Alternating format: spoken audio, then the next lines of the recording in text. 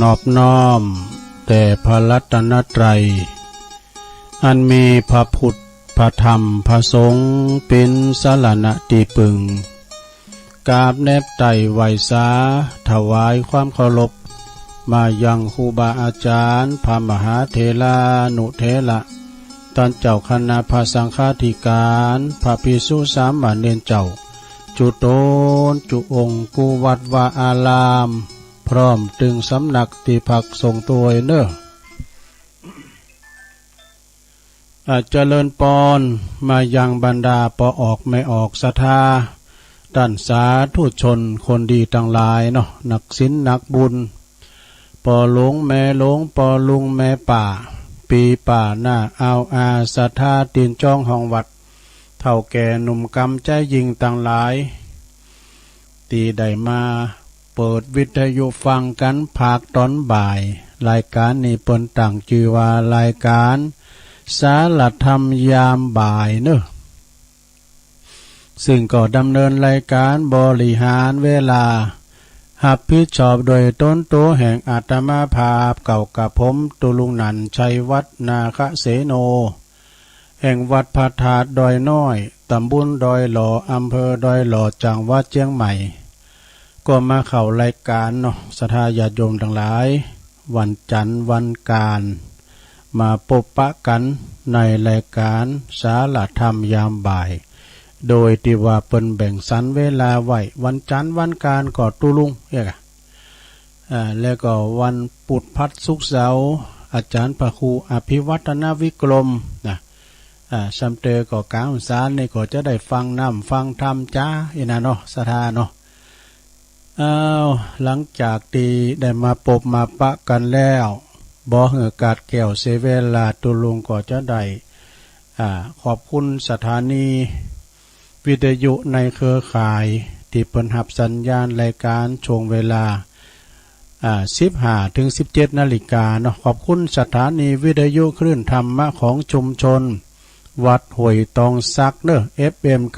98.75 เมกะเฮิรตซ์ขอบคุณสถานีวิทยุคณะสงฆ์อำเภอฝางจังหวัดเชียงใหม่ FM 100.25 เมกะเฮิรตซ์ขอบคุณสถานีวิทยุคลื่นพระพุทธศาสนาการศึกษาและวัฒนธรรมวัดไฟหิน FM 104.50 เมกะเฮิรตซ์เนอขอบคุณสถานีวิทยุมนเสียงธรรมวัดบุภารามอำเภอแม่แจ่ม FM 106.25 เมกะเฮิรตซ์ขอบคุณสถานีวิทยุบ้านทุ่งเรดิโอ FM 89.50 เมกะเฮิรตซ์อำเภอสันป่าตองเนอตีเปิ้นลิงสัญญาณก็กล้องเอาสัญญาณรายการนี่ไปหือท่านผู้ชมท่านผู้ฟังเนาะได้ฟังกันตั้งบ้านตั้งจองตั้งหอตั้งเฮินกันในเวลานี้นะก็มาพบมาปะกันศรัทธาญาติโยมบางท่านบางคนก็ไปเยี่ยการทำงานบางพองก็เปิ้นได้ไปไหนก็ฟังรายการกันไปในวันนี้ก็เป็นวันพระวันศีลศรัทธาญาติโยมทั้งหลายวันเดือนเก่าดับพอดีนี่ดับปิดดับภัยดับเสน่ห์จังไรในโลกเนอะเป็นดับสิ่งที่บ่อันดับที่มันเป็นมังกรมงคลเนาะฉะนั้นก็ศรัทธาญาติโยมวันนี้ก็เดินเก่าดับแล้วทั้งกึ่งเดินแล้วก็เนาะทั้ง2ศีลแล้วก็ถ้าเข้าพรรษาแล้วเดิน10ปิ้งนะก็จะได้เข้าวัดสากันแล้วศรัทธาญาติโยมทั้งหลายในวัดสาปีนี้เปิ้นก็ปลดล็อกนี่เปิ้นอนุญาตให้ศรัทธาได้เข้าวัดทำบุญตักบาตรใส่บาตรญาติปกไปตานขันข้าวขันน้ำกันแล้วก็เปิ้นอุ่นญาติไปฟังน้ำฟังธรรมกันตามวัดตามว่าใดเนาะไปจำศีลภาวนาไปสวดมนต์ภาวนากันนี่นะนั่นก็เจิญเนอศรัทธาญาติโยมไปวัดไปว่าฟังเทศน์ฟังธรรมปีนี้ก็จ้าง7 โหโบปันกาบนี่อันนี้เป็นทำกับทำมันเป็นผูกนี่นะแถมผูกนี่ก็กำผ้าโง่ตองนี่ฟังจือก็เป็นโมนเนาะก็ไปฟังกันเนอศรัทธาเนาะเปิดสืบเหตุสารห้อย วัฒนธรรมประเพณีอาบน้ำฟังธรรมวันพระวันศีลสุดวษานะก็ไปฟังกันเนาะ7 วันก็ไปวัดไปไหว้ก้ามหนึ่งเองอะฉะนั้นสดาญาติโยมทั้งหลายเนาะเอาวัดเอาวาปิ้นตีปึงป่าอาศัยปิ้นตีศูนย์รวมจิตใจของหมู่เฮาเจ้าขาดทั้งหลายวันนี้ก็เป็นวันศีลก็คุณก็มานักกันหลายอยู่เนาะงานวัดงานว่าวันนี้ก็มีหลายวัดเนอะเดินเก่าดับในแนววัดตุ่นผึ่งเวงน้องหล่องแล้วก็มีวัดน้องเงกอีกฮะเนาะน้องเงกก็ตามบุญแม่แรงป่าสร้างบุวัดป่าสร้างงามกันเนาะแล้วมาตรงนี้ก็วัดบ้านพระบาทโหเสือเลี้ยวไปแล้วก็วันนี้กันเนาะพระบาทโหเสือกับวันนี้เนี่ยจอมต้องบุญนะแล้วก็วัดป่าล้านนะตุลุงก็ไปจอยวัดป่าล้านปีกมาสักกัมเนี่ยนะสถาไปจอยวัดป่าล้านเปิ่นก็ทำบุญอาบน้ำทาดกันนี่กะแล้วก็ไหวครูบาอาจารย์4 ภาค4 ภาคแล้วเปิ่นก็มีการมีหงตานก็หลายอยู่สถาเปิ่นก็มาลมทำบุญกันหนักอยู่ก็มีอีเก้พอด้วยวะดูอีเก้ก็มากูปี10 ปีปลายแล้ววันผลงานการแสดงลิเกของคณะเสน่ห์ชนะศิลป์เปิ่นก็ลินตุลุงก็มจางจะฮื้อเปิ้นก็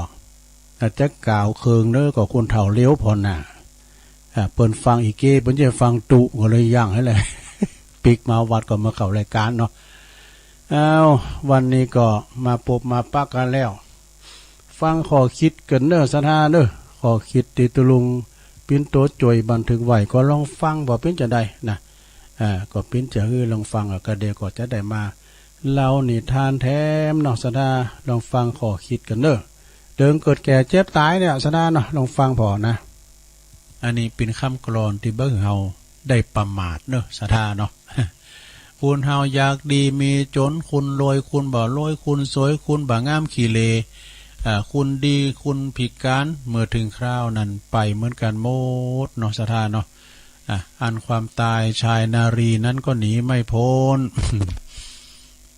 แล้วก็อันนี้เปิ้นบอกแคมกั้มหนึ่งว่าเฮาดิลีกป่นบ่ได้ก็คือ1ความแก่2ความเจ็บ3ความตาย4ความพลัดพรากจากสิ่งที่รัก5กรรมดีกรรมชั่วนี่อันนี้นะข้อที่1ในความแก่นี่สดาญาติโยมทั้งหลายเฮาแก่กันมาถึงวันแก่มี2อย่างแก่ขึ้นแล้วแก่ลุ่งนะแก่ขึ้นก็ยังละอ่อนในการแลเกิดมันแก่ขึ้นเจริญวัยใหญ่นากาบ้านขึ้นมาจนถึงอายุพวกก็40พวกก็เนาะ40 50ปุ่นนะจ๊ะถ้าปิ้นเบาไฟก็ดิ่งโหลุ่งแล้วเนาะวายโหลุ่งน่ะลุงเขาก็หลิงโหลุ่งไปแล้วนี่เด้อนะแต่นับพอวัยเฮานี่น่ะสถาความแก่นี่มันเหมือนกันหมดก่อนนี่โตหนุ่มกำล่ำก่อมนี่โมงเนี่ยครบขวะความเค็มเดี๋ยวในกีบเดียวก็ดึมได้มันเคียดเขียวเฮ้ย แต่เขียวก็บ่ค่อยดีไปแล้วนะเนี่ยพยายามมาคิวลาดเปิดดึงเอาหนังสือกล่อมดูมาบอกเอาเน็บไว้2 ค่าท่านใน2 ค่าหูจัก2 ค่าโลเอาเน็บไว้2 ค่าสับบับแรกเป็นว่าโหภูมิโหดีดกดำก็กลายเป็นขาวไว้แล้วอย่างหมัวหงงอกซุนซานแอมสาบับหนึ่งเอาไปเน็บดิมตูเนี่ยตูก็คือระดับปิ้นตาปิ้นหูนะจ๊ะอันปิ้นหูเนี่ยนะหูก็ฟังถนัดถนีนี่เนาะฟังแล้วฟังแอมฟังทีมันก็ได้ยินเบาๆเนาะมันไปกำหน่อยหูนี่สำคัญศรัทธาญาติโยมจะไปหูหนูเนอะแล้วก็แฮมสาบับเอามาวาตีหลอดไฟก็คือตาเนาะตาเนี่ยมก่อนเนี่ยพอเป่งเรื่องแสหูคิมก็ได้บ่เดือนเนี่ยเท่ากับใส่เวเนี่ยนึกก็กำได้สาเวเนี่ยอ่านท่ามถึงมาได้ปดโตก่อนนี่ว่าเปิ้นบ่ดีมาตกตาได้เฮาเนี่ยเนาะเอามาเน็บทำก้ามเนี่ยเน็บไว้ที่ไหนเน็บไว้ที่ฟ้าก็คือผิวหนังเขาเนี่ยซะนะก่อนมันเต่งมันตึงโดยปุรู้ยิกแล้วมันจะหาได้เดี๋ยวนี้ยิกไหนได้หัน มันหย่อนมันยานเนาะอันติดตึงก็มีนะติดตึงก็มีอย่างก็หูมันตึง ที่หย่อนที่ยานไปก็ผิวพรรณวันนะหยาบกระด่างไปมันก็ ไปตามวัยเนาะเอามาเน็บทำก้ามมันจดหมายทำสาบับเนี่ยมาเน็บไว้ไหนตีเสาก็คือแข้งขาเขาเนี่ยหัวเข่าค้อนไปเห็นแล้วแต่หัวเข่านี่เหมือนเก่าไปแล้วตัวมันก่อนนี่ขืนดอยนี่ปิ้นมอนนะโอ้ประเดี๋ยวนี้ปวดตัวลุกก็โอยนางก็โอยเสาแหนบบ่คดีหรอเนาะเสริมแหนบบางตันบางคุณนี่ก็สุมาเนอะโยมเนอะไปเปลี่ยนบ่าหัวเข่าก้าแล้วก็ดีมาเนอะไปเปลี่ยนแล้วก็ดีมาบางพ้องก็กูนี่เองนะไปกูอยู่อย่างบางพ้องก็สีจ้ากูไปกูอยู่ดูลุงสีแล้ว2 ขิมแล้วสี2 ขิมแล้วกินข้าวลำรู้รับดีเนาะเนี่ยความแก่เนาะสราญาโยมคุณเฮามันแก่มาถึงวันเฮาผอมโมงบางแก่นนี่มันแก่งอแก่งอมก็ยิ่งว่ามันหลุนกันแล้วนะก็มันก็แก่อย่างทำเด้อก็พวกข้าวพอดังเขาล็อกเขาย่ำหลุนเด้อเปเปี้ยนไปเนาะสระเหมือนคุณเฮาเนี่ยบางคนก็เท่าเหมาะเท่าหมอนอายุ70 80 90นะก็ปิ้นยังคือก็หมายความว่า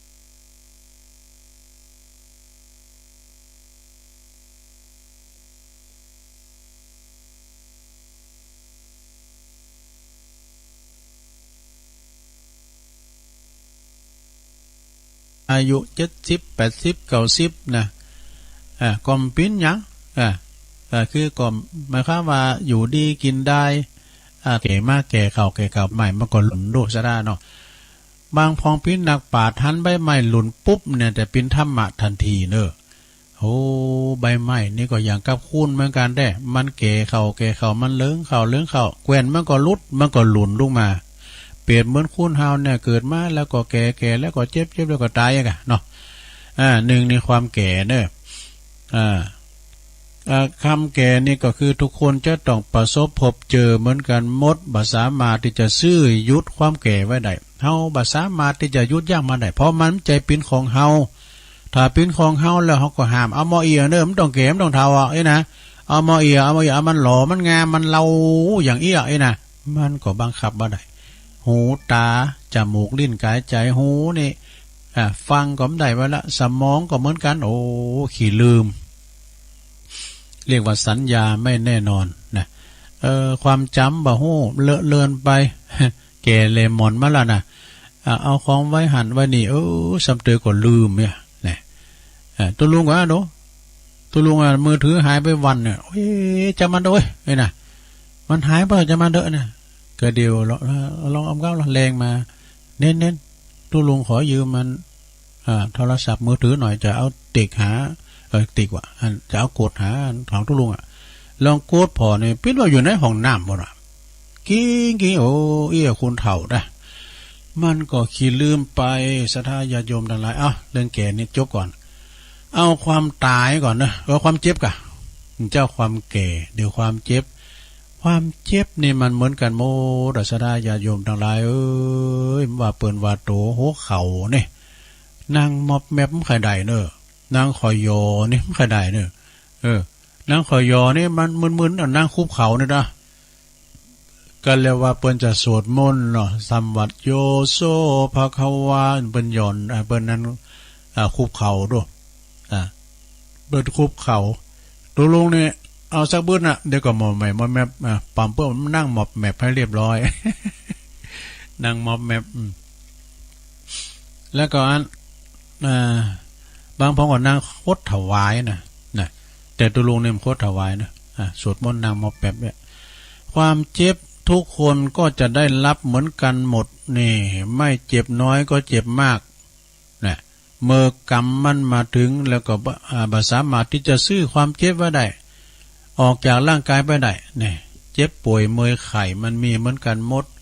เจ็บหัวมูตาเจ็บหัวเข่าแข้งขา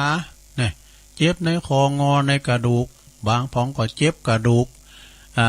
อันอินทับสินเนี่ยนะเนาะอินทับสินเนี่ยจ๊ะเนี่ยศรัทธาญาติโยมโรคใหม่ๆมันก็มาแถมโรคเก่าเบาหวาน ไขมันความดันเนี่ย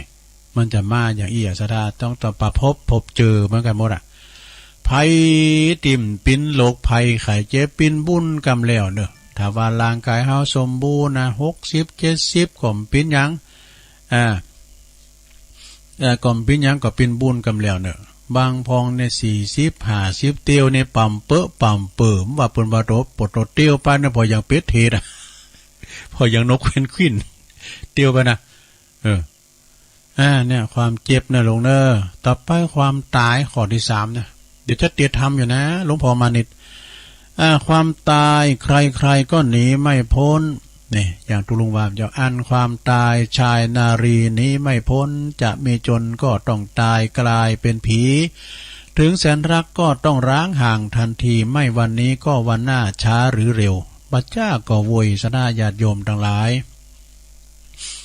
คุณหนุ่มก่อตายคุณแก่ก่อตายคุณตุกก่อตายคุณรวยก่อตายถึงความตายนี่มันดึงใจอ่อนได้นะใจอ่อนนะสนาญาติโยมเพราะว่าจะได้เพราะว่าคุณเฮานี่กันตายก็รุ่นโลกนะกันตายก็รุ่นโลกฉะนั้นก็ตายไปพองกันไปเป็นหยังทยอยกันตายไปสัมพองก็สัมพองก็อายุปล่อยปลายก่อมปิ้นหยังก็มีน่ะเนี่ยบุญภัยบุญมันความตายนี่เหมือนกับสัตว์สิ่งหิ่งห้อยมันก็ตายเหมือนกันหมดอายุมันก็เท่ากันอายุควายตัวใดอายุหมาตัวใดวันนั้นเรานิทานเนาะอายุควายอายุลิงอายุหมาคุณเป็นรูปเอาหมดเอามานี่หลังถึง80เกินเนี่ยปุตโตอายุตั้งแต่40ปลายขึ้นไปเยการเหมือนโง่มันควายแต่อยู่ได้ยังเนาะสร้างฐานะนะกะเนาะความตายใครๆก็หนีไม่พ้นเมื่อเกิดมาแล้วก็ไม่ช้าก็เร็วและไม่สามารถจะซื้อหยุดยั้งความตายไว้ได้เนี่ยคนรวยคนจนคนจนคนรวยไม่ช้าก็มวยมรณาคนดีคนบ้าไม่ช้าก็ตายเหมือนกันตายเหมือนกันหมดแม้แต่องค์พระสัมมาสัมพุทธเจ้าของเฮานี่ยังเข้าสู่นิพพานนะหลวงนะยังเข้าสู่นิพพานคือตายเหมือนกันหมด จะอยากดีมีจุนคุณรวยคุณบ่าโลยเจ้าฟ้ามหากษัตริย์คุณกว่าถนนถึงเขาตายมันก็ไปกูนะหลวงเนอะเปิ้นก่อตายเฮาก่อตายมันไปสู่วัยของความตายเฮาก็คือยากนะแกนะอันที่จะตายแต่เปิ้นมาถามท่านอาจารย์เจ้าคุณมหาศัพท์ผมขอถามท่านพระมหาว่าคนเราเนี่ยตายแล้วจะไปที่ไหนครับอาตมาก็ไม่รู้เหมือนกันเพราะว่าอาตมาก็ไม่เคยตายอาตมาก็ไม่เคยตายนะขอถามอีกข้อครับท่านมหาครับคนเราเนี่ยตายแล้วจะเหลืออะไรครับตามที่อาตมาเห็นก็เหลือแต่ขี้เถ้า เมื่อก่อนตุลุงขอเลี้ยงควายแล้วก็ฟังเปิ้นตอบปัญหาดูสถานีวิทยุวปร2นะรายการปราทีปทองนะข้อที่4ไปเลยโยมความพลัดพรากจากสิ่งที่รักนี่มันต้องปัดพากเหมือนกันว่าอย่างตุลุงประปุงใจแล้วมันจะหายมาเด้อน่ะมันมือถือน่ะมันจะอยู่ด้วยเฮาตลอด ปีนว่าเอาไปละไว้ห้องน้ำสัญญาไม่แน่นอนเนี่ยสถานมันต้องปัดพากสิ่งที่หักที่สอบเนี่ยโพเสเมตายก้าเนี่ยมันถึงจากกันบัดจากกันว่านี่ก็จากวันหน้าเนาะบัดจากกันปีนก็จากกันตอนตายจากกันตอนเป็นย่อมเห็นน้ำใจตาจากกันตอนตายย่อมเห็นน้ำตาบางพองนี่ตายเปิ้นไห้เปิ้นหุยเปิ้นเสียดายเนี่ยเพราะหยังเพราะคุณที่เปิ้นตายเปิ้นสร้างคุณงามความดีจะเป็นปูชนียบุคคลเนาะเป็นปอเป็นเมเฮาเอียกแต่คุณที่มันทำบ่ดีเนาะเป็นชกชิงเวลาว่าการตายปุ๊บตายก็ดีบ่อย ก็จะคูณ3ไว้เนาะตายก็ดีบ่อยใช่มั้ยเนี่ยความพลัดพรากจากสิ่งที่รักที่พอใจเมื่อว่าความตายมันมาถึงสิ่งที่หักแสนที่จะหักหรือว่าจะเป็นสามีภรรยาลูกเต่าบริวารญาติมิตรทรัพย์สมบัติใดๆก็ตามเนอะที่มีอยู่กับเฮาเนี่ยจะต้องพรากจากไปสิ่งนั้นแน่นอนง่ายๆสตั้งเอาเลยกำไว้ลอยเนี่ยมันจะอยู่ด้วยเฮาตลอดดูก็เดี๋ยวเปิ้นรถแป๊บๆมาเนาะมาขายโคมาซื้อหอยบ่ซื้อน้อยบ่มาซื้อพักปังบ่อ้อมเขือมาตำเนี่ยมันไปมี เนี่ยจะตั้งลอยนั่นน่ะมีแล้วมันจะอยู่ด้วยเฮาตลอดอันนี้จังเด้อ เหมือนกับชีวิตของเฮาเนี่ยมันจะอยู่ด้วยเฮาตลอดนะต้องปัดพลังพากจากกันไปถ้าหรือว่าถ้าตายบางสิ่งเหล่านั้นก็ปัดพากจากเฮาไปก่อนเนาะนี่สิ่งเหล่านั้นมันจะปัดพากจากเฮาไปก่อนเพราะว่าจะเป็นของใจไม่ซอยนะมันถึงหายนะท่านบางคนยึดถือสิ่งนั้นเนอะมีรถมีบ้านมีหยังก็ตามเด้อเนาะรถสำเตอรถเฮาจะดีเปิ้นลักไปกาหรือว่าเอาไปประสบอุบัติเหตุคุณพี่หยังรถแล้วแพทย์นี่น่ะเนาะเนี่ยศรัทธาญาติโยมทั้งหลายข้อสุดท้ายไปเลยได้ติดธรรมอยู่5ข้อที่5กรรมดีกรรมชั่วนี่คุณเฮามันมีดีมีชั่วเหมือนกันหมดเหมือนว่ามีแจ้งก็มีสว่างมีมืดก็ต้องมีแจ้งมีขาวก็มีดำมีบาปก็มีบุญนี่อย่างเข้าไปในธรรมมันก็มืดออกมามันก็แจ้งเนี่ยกรรมดีกรรมชั่ว2 สิ่งนี้สุดท้ายนี่นะ2 สิ่งสุดท้ายนะตอนนั้นที่จะเป็นมรรคผลติดตามดวงวิญญาณของเฮาไปทำดียอมไปตีภพดีตีสุขติโลกสวรรค์แต่เฮาทำบัดนี้เนาะเมื่อเสียงอายุขัยเฮาก็จะต้องไปสู่ห้องอบายก็เนาะตามในธรรมนะจะ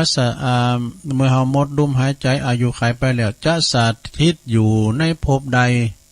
ก็แล้วแต่การจะทำเฮาตีทำเมื่อยังมีชีวิตอยู่นะอย่างตุลุงเตทำว่านะอันเพศเปิ้น3เฮานี่แต่มาตกห้องอบายเปิ้นปล่อยเพศปล่อยเพศตั้งหลายเปิ้นได้รับของกินของต้านแล้วก็เปิ้นก็กลับกลายเป็นเทพบุตรเทวดาอันเฮาในปุตตสัญญาน่ะเดินในพอจะเสียงแล้วนี่พร้อมหยังเพราะว่ายาหมู่เป็นคุณในเฮาได้กินได้ต้านแล้วทำให้เฮาตายไปแล้วเนี่ยสิ่งหลายๆเนี่ยมาเกิดมาเกิงบ่หือหันปีหันน้องหันปอหันแม่เนาะโซหาเนี่ยเขาว่าอันผีเขาวัดใดเนาะในธรรมว่านะบทเขาไปลงโบสถ์ไปในกุฏิวิหารหมดเนี่ยมาไปโซหาของกินของทานอันผิดนั่นน่ะมันก็ถ้าจะมีนะซะได้เนาะอันผิดเป็นผิดตุลุงก่อนจะว่ามันกูอยู่เหมือนกันน่ะมันก็กูหน่อยๆนะมันจะกูแดงก็มีอันเตือนนะตุลุงเคยไปนอนป่าเฮวคือป่าจ้าที่บ้านเกิดปุ่นนะเหมือนว่านอนโดยการ3 คุณนะตอนนั้นไฟฟ้าก็มีเนี่ยนะตามกรมหลวงมันไฟฟ้าถึงมันไกลเนาะตามกรมหลวงไอ้นี้แล้วก็นอนเฮาเนี่ยหานอนกลางเขา นอนศาลานะแล้วก็2 คุณน่ะไปนอนปางขังให้กันแล้วมันขี่เหล้ามันมาซูมไฟมันยามหนาวโลขี่เหล้ามาซูมไฟกันบ่เดือห้องเพลงตบมือกันอันเฮาจะเดือดเฮาจะด่ามันกลัวเขาหนีไปเหิน ก็เลยจะบ่ได้เว้ยเอามันแจงมาให้หน่อยเป็นกูเป็นกี้มันการสร้างบุญสร้างกุศลเปิดที่จะให้เป็นอานิสงส์ในภพหน้าเด้อศรัทธาเด้อเฮาต้องล้างเองทำเองก็สร้างเองทำเองเมื่อตายไปแล้วสามีภรรยาบุตรหรือญาติมิตรต่างหลายทำบุญอุทิศไปหาเนี่ยการเฮาไปตกไปเกิดไปเป็นสัตว์ตาลิสานเนาะเป็นสมมาเนาะเป็นหมูเป็นหมาเป็นแมวมันอาหารเขามีแล้วนี่ ไปเกิดเป็นเทวดาอาหารเพิ่นมีแล้วแล้วก็ไปเกิดเป็นหยังก็เป็นว่าพระปาราชูปัตตเพท อย่างฮู้น่ะอันเนี้ยท่านพระครูประมาณนะอันนั้นเนาะที่จะได้รับศรัทธาเนี่ยเดือน12แล้วนะลงเด้อพระจะต้านนำต้านทำจะกินจะต้านขันเข่าขันน้ำก็ต้านบ้างคุณเกินลำไปในปุตโตอีเมตายไป3 ปี4แรงก็ต้านชักเตอแม่แต่คันเดียวต้านคุกเข่าเนาะแล้วยังจะมากลับมาจู่ต้านไปเด้อเนาะบรรพบุรุษบรรพชนเฮาต้านไปตุเจ้าก็ตะปันป้อนในบางพองอันน่ะปุตโตโตลงอันนี้เฮ็ดไข่ห่านนะเฮ็ดอันซื้อมานะปุตโตกิโล100กันเลยปุตโตอร่อยกันตัวลุงก็จะปันป้อนนี่ไปฮอดเมื่อเจ้าก็ขอให้เป็นเขาง่ายมันก็มันลุงดอยไปแล้วปุตโตไอ้เฮาก็หายอันนี้ไหนอันกันว่าตัวลุงกินอิ่มอย่างใดอีป้อกินอิ่มย่าด้วยน่ะก็บอกเขากำลังใจเนาะ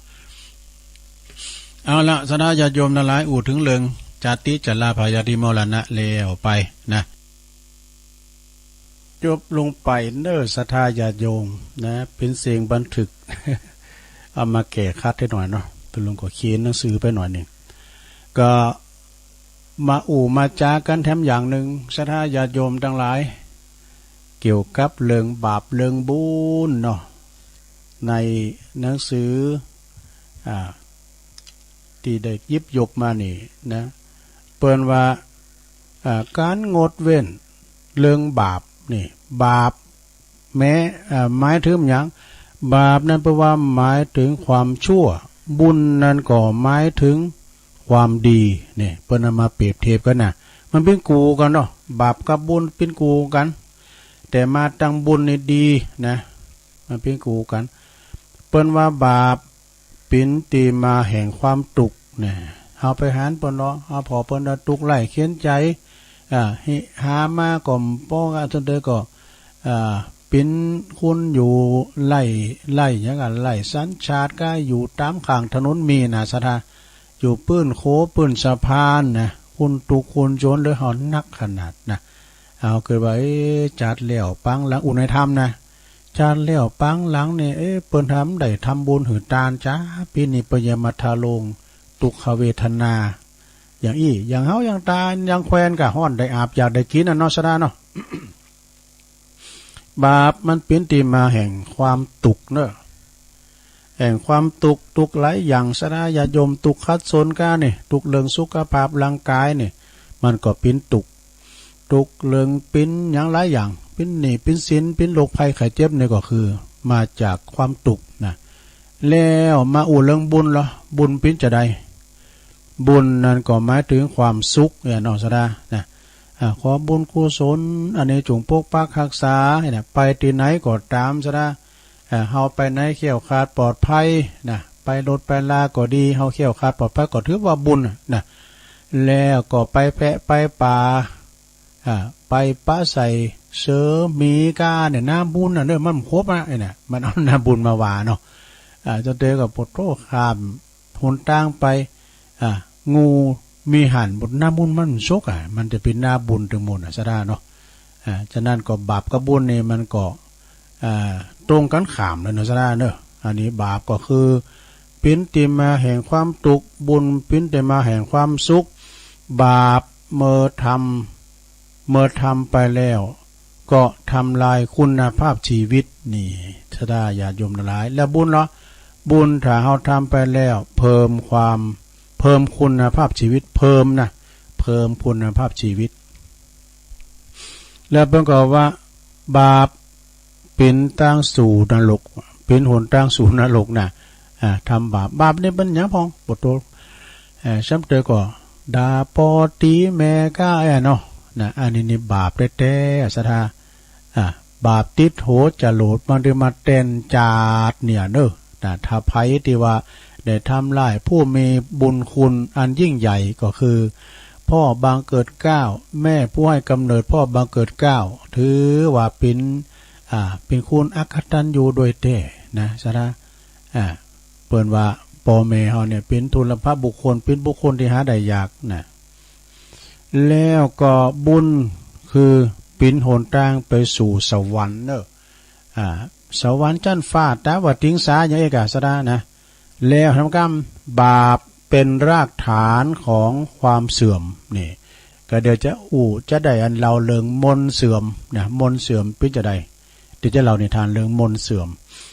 แล้วก็บุญเป็นรากฐานของความเจริญก้าวหน้านี่สถานเนาะเมื่อว่าเฮาเมื่อหู้ถึงความแตกต่างระหว่างบาปกับบุญกับบาปอย่างนี้แล้วผู้มีปัญญาพึงหันหน้าเข้าสู่ทั้งบุญหันหลังสู่ทั้งบาปเนอะหันหลังหือบาปหันหน้าเข้าทั้งบุญที่จะได้ดูก็คำสารเลยก็หันหน้าเข้าวัดอะเนาะ ไปฟังน้ำฟังธรรมฟังเทศฟังธรรมนะดังที่พระพุทธองค์ได้ตรัสไว้เป็นโอวาทปฏิโมกข์ว่านะเปิ้นแปลเป็นไทยเปิ้นว่าไม่พึงทำความชั่ว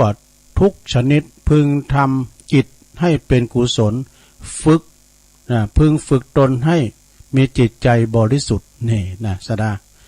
แล้วก็เปิ้นว่าให้มันหน่อยว่าบาปทุกชนิดอุปมาดังอสรพิษสุดร้ายจับหัวจับหางอาจวางวายทุกปางตายเพราะพิษงูที่ชูคอนี่งูนี่นะถึงแม้มันจะตัวน้อยแต่ว่ามันมีปิดเนาะสระเนาะงูนี่นะเปิ้นว่าอย่าประมาทใน4อย่างนี่ยังพอกูลุงตุลุงกับใครลืมไปแล้วนะอย่าประมาทใน4อย่าง 1อย่าประมาทในไฟไฟก่อนกันเนาะ2อย่าประมาทในอสรพิษ3อย่าประมาทในพระภิกษุหนุ่มนี่4อย่าประมาทในพระมหากษัตริย์ที่ทรงเยาว์วัยนะเปิ้นว่าอย่าประมาทในไฟเนี่ยสดาญาโยมเปิ้นว่ากรุงเทพไฟใหม่ว่ะนะไฟเนี่ยไม่ขีดการเดียวหรือว่าไฟชิโยนี่นะสดามันตกใส่ผ่าเฮายังปินหู้เนาะมันใหม่นะไม้ขีดก้านเดียวเผาตึกล้ามบั่นจอง7จ้าน8จ้านใดนะสดาอย่าประมาทในไฟแม้แต่เล็กน้อยอย่าได้ประมาทในไฟที่มันเผาตั้งนอกอย่างดีนะไฟเผาผลาญจิตใจเฮาเนี่ยไฟราคะราคะไฟที่มันราคะตัณหาอย่างต่างๆอันนี้ซ้ำมอดใหม่ยากเด้อนะเฮาจะดับปิดไฟได้จะได้นะอันนี้อย่าประมาทในไฟ2อย่าประมาทในอสรพิษกันอย่างใดอย่าประมาทในไฟอย่าประมาทในตัวหลายอย่างเหมือนกันในปิดงูในพระภิกษุหนุ่มบัดนี้ตู้เจ้าเฮาเนี่ยนะโธ่เจ้าฟังท่านพระปลัดกิติพงศ์กิติโสภโนเปิ้นจื่อนามโอ้ตุนนั้นประกอบเป็นด็อกเตอร์เปิ้นเฮ็ดกันหมดสดาญาโยมทั้งหลายจบปริญญาตรีโทเอกนี่ถ้าจบเอกแล้วก็เป็นด็อกเตอร์นะสดาญาโยมทั้งหลายตู้เจ้าพันนายเดี๋ยวนี้เปิ้นไฟในการเฮ็ดเนาะสดาอย่างที่วัดประตาโดยน้อยนะหลวงพ่อนี่ส่งเฮ็ดหลายรุ่นแล้วสดาจบไปก่อไปเข้าการทำงานการพองเฮ็ดต่อพองเอกนะเนี่ยคืออย่าประมาทในพระภิกษุสามเณรเปิ้นไฟห้ามไฟเฮ็ดนะและอย่าประมาทในปิดงูนะงูในตัวน้อยนะปิดนะสดาสัตว์เสียงเฮหอยอย่าประมาทเด้อมันมีปิดในตัวนะอย่าประมาทในพระมหากษัตริย์ที่ทรงพระเยาว์วัยก่อนนี้สมัยเจ้าสามารถสั่งตัดข้อคุณได้นะเนาะนี่3อย่าง4อย่างเนาะเอามาเล่าสู่จู้กันฟังให้พี่น้องศรัทธาญาติโยมได้ฟังกันเนาะนี่ก็เล็กๆน้อยๆแล้วก็วัตถุดิบที่คุณมามาจ้าเด้เนาะมีโต๊ะจ่อยไปขอประกาศทำกรรมเด้อศรัทธาญาติโยมทั้งหลายที่งานที่มาไก่มาเนี่ยเนาะอย่างว่าในหลายงานหลายวัดเนอะที่เพิ่นมีแล้ววัดไต่วัดเนอเพิ่นมีงานเดินเก่าดับปิดดับภัยดับสนิทจังไรต่างหลายแล้วก็ในวันที่1นะสระที่1ก็ที่วัดกูงูลืนเนอะเพิ่นจะมีงานทรงน้ำพระธาตุแล้วก็ใส่ขันดอก32มหาบารมีที่วัดกูงูลืนก็คือวัดทันพระอธิการประสบโชควิสุทธิธาลีบันสันเจริญนะตุลุงบุญเขาเพิ่นก็จะมีงานก็ไปประกาศลมเชิญชวนเด้อศรัทธาไปกินไปทานกันยานนั้นก็คุณนักคุณหลายพี่น้องใต้นักเด้อนั่นน่ะมีให้กุฏิพี่น้องใต้โอ้หลายเด้น่ะเพิ่นโหมกินโหมทานกันเด้อพี่น้องใต้น่ะไม่สุงค่านะถ้าว่าเฮาไปหันเปิ้นลูกจูงหลานมาแล้วมีวัฒนธรรมเปิ้นติ่นตัวเปิ้นลำโตวิติ่นโตนกกาแกนกเนี่ยติ่นนกเป็นเพลงนกจากนั้นก็เลยประกาศเชิญชวนที่บ้านสันเจริญตำบลน้ำดิบอำเภอป่าซางเนาะวันที่30แล้วก็วันที่1นะทำงาน1ก็เลยประกาศจะได้วันที่2ประกาศคณะสงฆ์ตำบลยางครามโดยเมตตาบารมีธรรมอาจารย์ท่านพระครูสถาพรพัฒนาลังสีอันเป็นเจ้าคณะตำบลยางครามแล้วก็เจ้าวัดใหม่พัฒนาเปิ้นหลอดเต้นที่กลางโขงแก้วอารามเลยนะวันนั้นคุณหลายตุลุงก็ไปโจยเบิ้น คุณนะคุณหลายตึงเป็นในเป็นนอกครูบาอาจารย์มาหมดแล้วก็ตั้งท่านนายกถนอมกำใจนายกเทศมนตรีเทศบาลตำบลยางครามพร้อมโดยสทเขามากันหมดชมรมกำนันผู้ใหญ่บ้านตั้งกำนันเขาเปิ่นก็มากำนันเปิ่นก็มากันแล้วก็เปิ้นก็จะไปตานเนอะจะไปตานในวันที่2ก็เลยประกาศเชิญชวนเนอะสตาเปิ้นจะขืนบุญวัดวัดพุทธศรีคีรีพุทธศรีคีรีนี่เปิ้นก็จะไปตานในวันที่2แต่ที่จริงเปิ้นนั้นหลอดเต้น16ลิ่มกันนะจัดหลายเปิ้นก็เอาไปตานตำบลยางครามหันพองตำบลทุ่งหลวงทองไก่หิมๆกันแล้วก็วัตถุประสงค์ก็จะไปตานที่วัดพุทธศรีคีรีตานพระเจ้าโดยตานป่าโดยตานเตนโดยก็เลยประกาศเชิญชวนเหนือใจกันเฉพาะกาปีน้องสตาตำบลยางครามนะไปกันหลายท่านอาจารย์พระครูอภิวัฒนวิกรมก็จะไปตัวลุงก็มีรถก็จะไปอยู่กันมีก็แล้วไปตัวลุงมีรถก็เปิ้นฉะนั้นก็ไปกินไปตานกันแล้วก็วันที่2ที่3ปูนเตียนดอยนางแก้วภาษี2เมืองเปิ้นก็จะมีการแห่อบรมสมโภชเปิ้นจะแห่สมณะรูปเหมือนของครูบาเนาะของท่านประเดชพระคุณท่านเจ้าคุณทั้ง2ตึงดอยสะเก็ดแล้วก็ตึงเวียงป่าเป่าเนาะอาจารย์เจ้าคุณมหาศัพท์แล้วก็พระเทพวิสุทธิคุณ2ตนในเปิ้นเป็นรุ่นบุกเบิกที่สร้างเตียนดอยนางแก้วแล้วจนมาสำเร็จที่หมู่เฮาทั้งหลายเนี่ยอันนั้นก็ขอเลยประกาศเชิญชวนในวันที่3วันที่2ในต่อทีมงานของวัดไฟหินเปิดก็จะไปทำการติดตั้งเครื่องถ่ายทอดเสียงหันถึงภาพถึงเสียงนำทีมโดยท่านตุปิหนุ่มเนาะสมณเณรตะวันสมณเณรนัทแล้วก็พลขับแล้วก็ท่านมหาสมชาตปัญโยครูบาแดงหรือว่าท่านพระครูชลทานพิทักษ์หลอดพร้อมกับครูบาอาจารย์ทั้งหลายตุนเขาก็จะไปนอนกันบุญนะตั้งแต่วันที่2วันที่3ก็ปิกวัดกันเสร็จงานแล้วเนาะเลยประกาศเชิญชวนสดาไปรวมทำบุญกินต้านกันอันนี้ก็เลยฝากประกาศเชิญชวนแล้วก็วันที่4ปุณก็ที่วัดสาลิเตวัดหลวงศรีเตปุณก็จะมีงานทำบุญฉลองอายุวัฒนมงคลของท่านพระครูกัลยาณธรรมนิวิทย์หรือว่าครูบาเจ้าเสาคำถาวโรซึ่งเป็นลูกศิษย์กุลกุฏิของหลวงปู่ครูบาสุรินโทวัดหลวงศรีเตเปิ้นจะฉลองอายุวัฒนมงคลของเปิ้นก็ไผจะไปรวมมุติตาจิตจะไปหับเป็นเจ้าภาพสังฆทานเนาะจะไปหับเป็นเจ้าภาพลงทานอาหารข้าวน้ำโภชนาหารก็เจิญที่วัดหลวงศรีเตี้ยวันที่4กรกฎาคม4กรกฎาคมเหมือนกันที่วัดช้างข้าวน้อยเหนือโดยเมตตาบารมีธรรมอาจารย์ท่านพระบดิกาไพฑูรย์ขันติทโรตุปีทูลในเปิ้นก็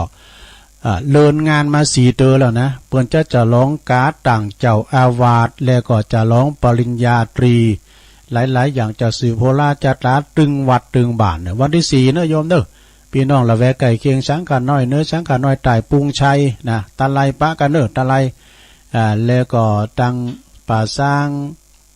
งงามป่าสร้างตั้งเนี่ยตัวอีกอันไปรวมสืบจัตตารวมมุติตาจิตกับตัวปีทูลเนี่ยเปิ้นมีใจแผ่กว้างเปิ้นมีเครื่องเสียงตัวยแต่ว่ามีการไม่งานเปิ้นก็เอาพันเน้นไปจุยวัดไต่วัดเนินเอาเครื่องเสียงไปจุยแล้วก็เจ้าปอแห่งน้ำพริกตาแดงเจ้าปอแห่งน้ำพริกตาแดงก็คือว่าเปิ้นจะมีการ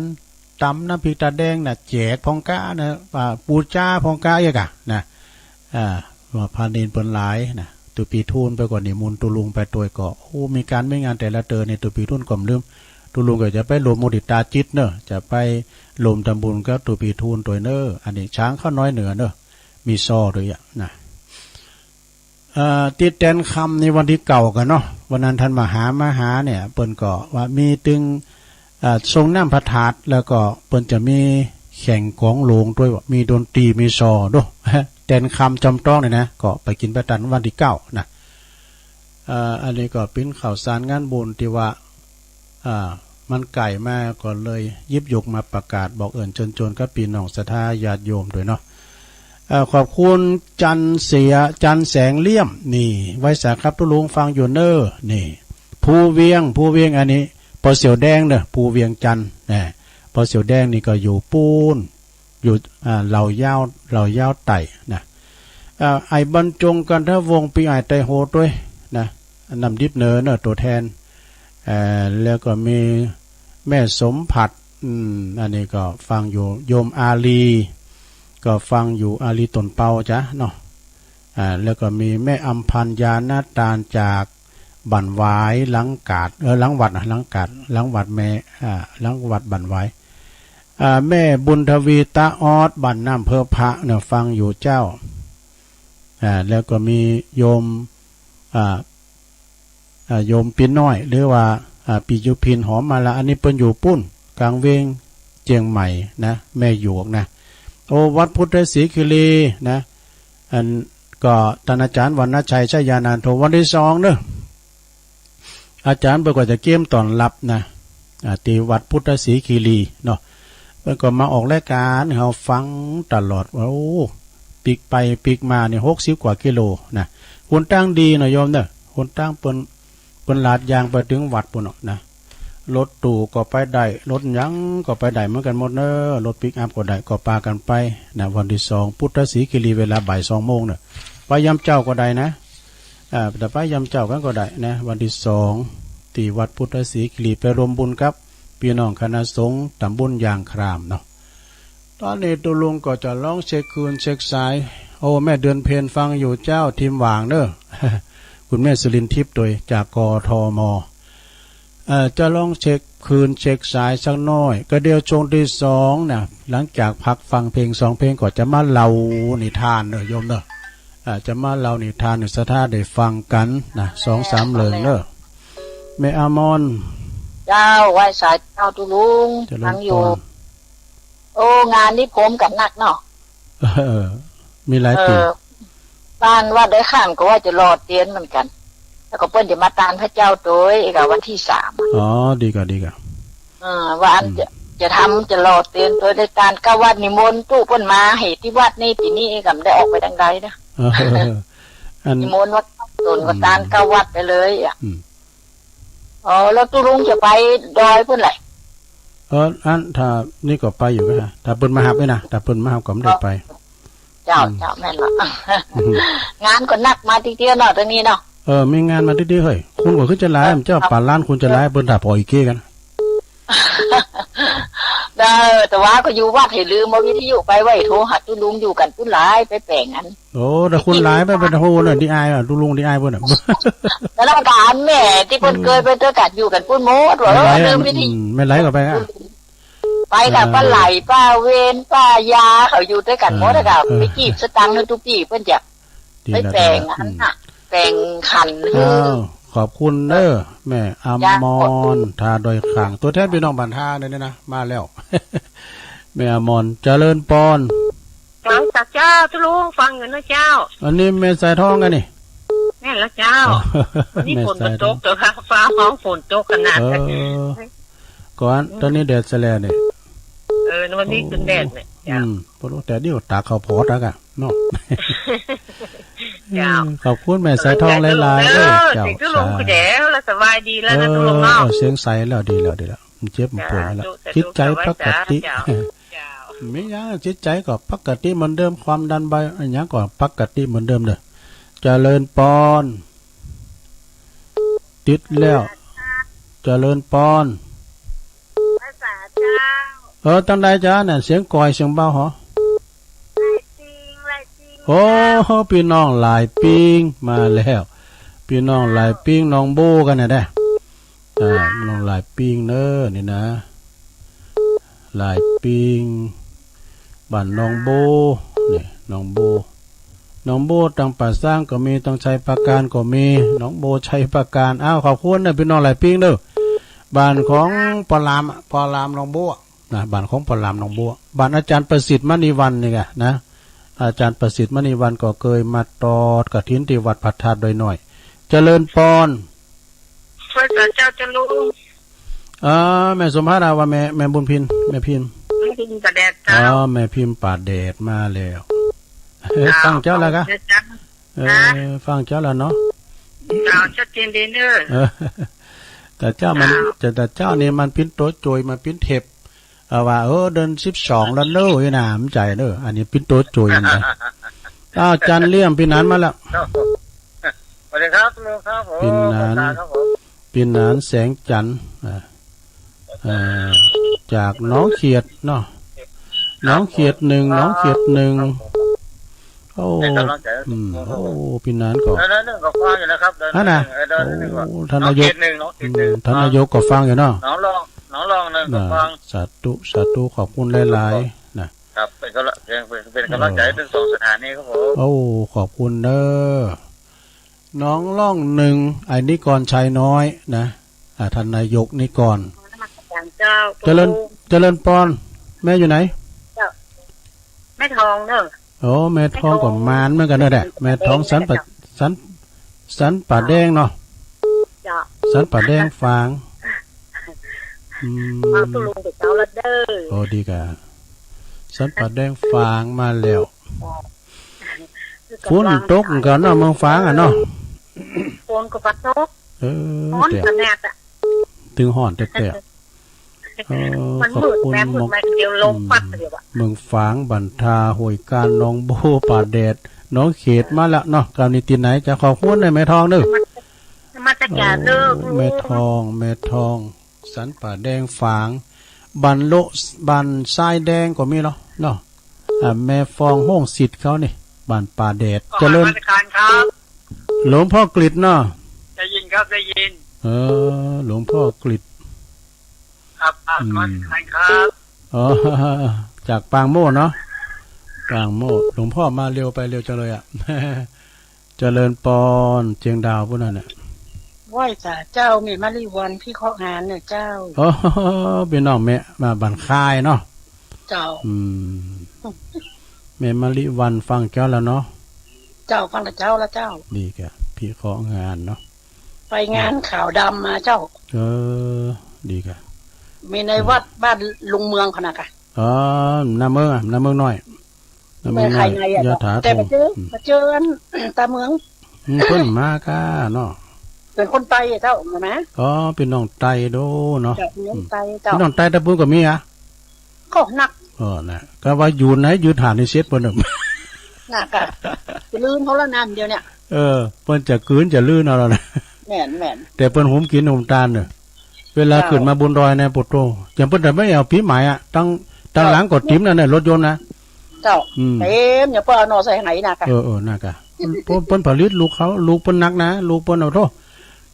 ลูกเพิ่นเนี่ยคนที่ตายเนี่ยมีลูก 8-9 คนน่ะเจ้านั่นเนาะน่ะเพิ่นเป็นลูกแพร่หรอเพิ่นเจ้าเพิ่นมาคูดทองบ้านเฮาเมืองเฮาเอาเขาหมู่เฮาเป็นลูกน้องเพิ่นน่ะได้รับจ้างเพิ่นก็โฮงหลวงพ่อเนี่ยตั้งแต่ชาปูนนะแปลงเคืองตำบลน่ะเป็นพี่น้องใต้หมดนะต้องเทศกันเหมือนกันเนาะคุณเมืองเข้ามานี่เยอะนะมาซะเตอหลวงพ่อโทรไปน่ะโอ้ผมติดงานอยู่หลวงพ่อว่ากันเด้อพี่น้องใต้มาถึงว่าน่ะเจ้าเพิ่นอยู่ทั้งสวนนะเพศสวนส้มเพิ่นนักอ่ะเนาะพี่น้องใต้เนี่ยเพิ่นจะมาเยาการเนี่ยมาก่อน 8:00 นน่ะมาก่อน 8:00 นถ้าว่า 8:00 นปุ๊บเพิ่นทำงานแล้วโดยมียุทธที่กี้เขาตอนแล้วพัก1 ชั่วโมงแล้วทำแล้ว 5:00 นย่างแล้วเนอะแม่นเด้ไปกินข้าวก็ยักก็กินไปนะเจ้าขอมีน้ำมันหมูเด้อน่ะกะโทนเอาเนาะกินได้แล้วก็เพิ่นกินกะปิเนอะขอบคุณแม่มาริวันเนอะจบเวลาตะลุงไว้ก่อนเนาะก็ได้การได้งานดีนะทางพี่น้องเมืองบ้านคายเนาะบ้านคายคุณแม่มาริวันพี่ของงานนะเอาให้ดีก่อนเนาะเดี๋ยว8 สายกันดูกำเดียวผมได้เนาะก็เดี๋ยวก็มาว่ากันต่อเนาะสดาญาติโยมทั้งหลายเดี๋ยวอีดูเพิ่นเจริญปอนเจ้าแม่หยังแม่ดวงดีน้ำลัดเจ้าแม่ดวงดีดูน้ำเด็ดน้ำลัดเนาะน้ำลัดบั่นแม่ใจเขาก็มาเอาสตางค์สักกระมุจอมตองรู้ฮะเฮ้ยท่านมาแฮ สมชาติเราเป็นมาเอาสตางค์ที่รู้ อ๋อปีหยังก็อันนั้นก็แล้วแต่อู้กันก็เด้อเปิ้นแต่มาอยู่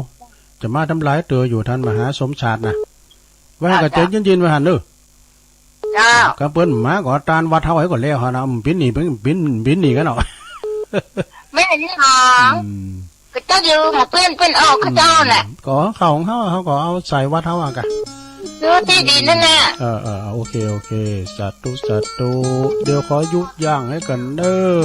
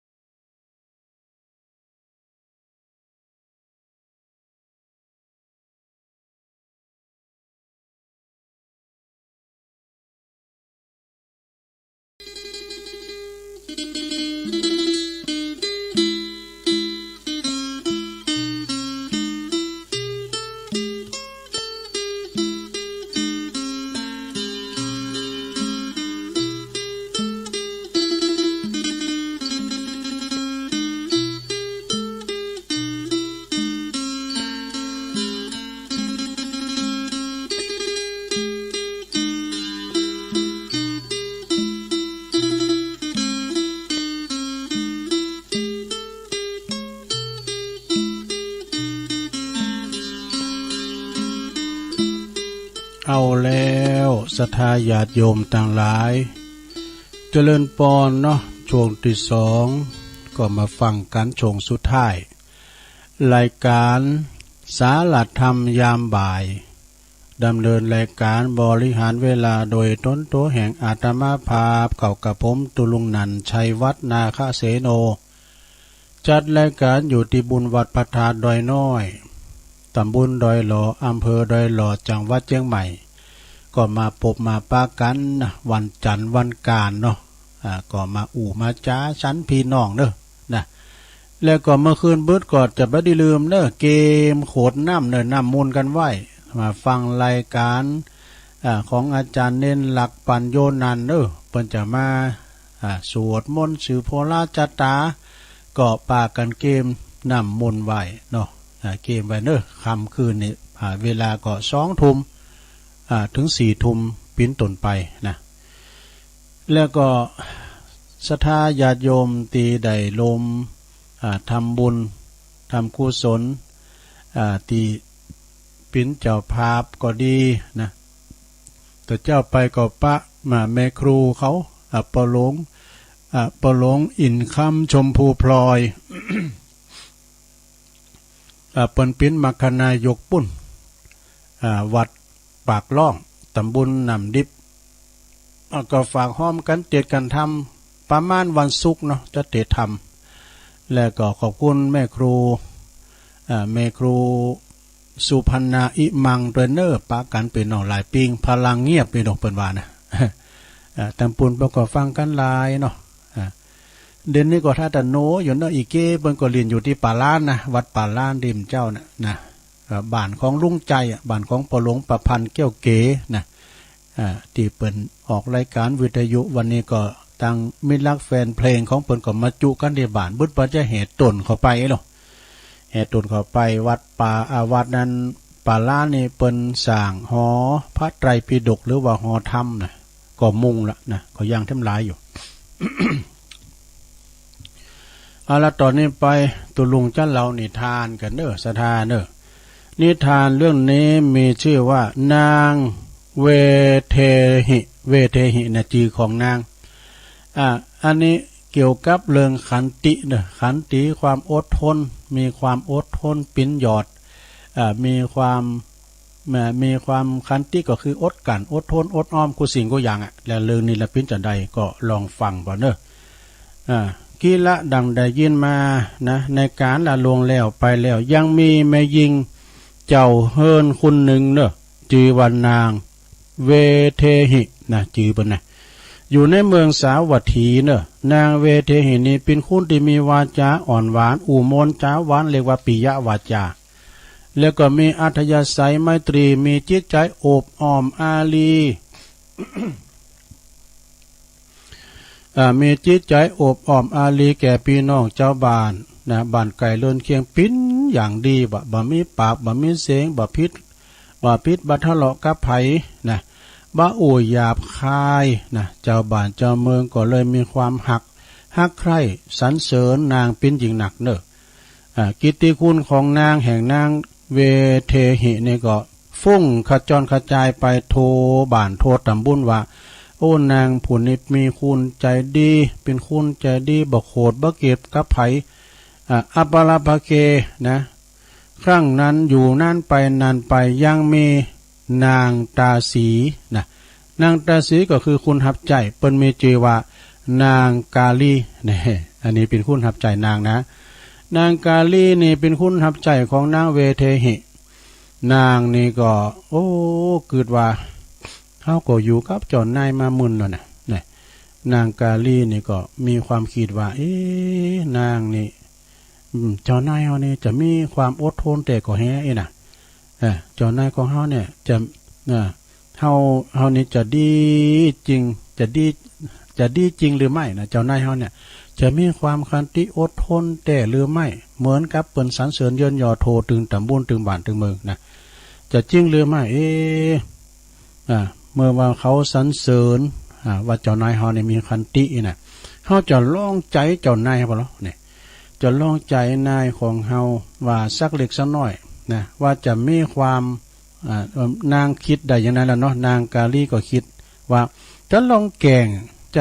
งนอนตื่นสายหัวเราะเนี่ย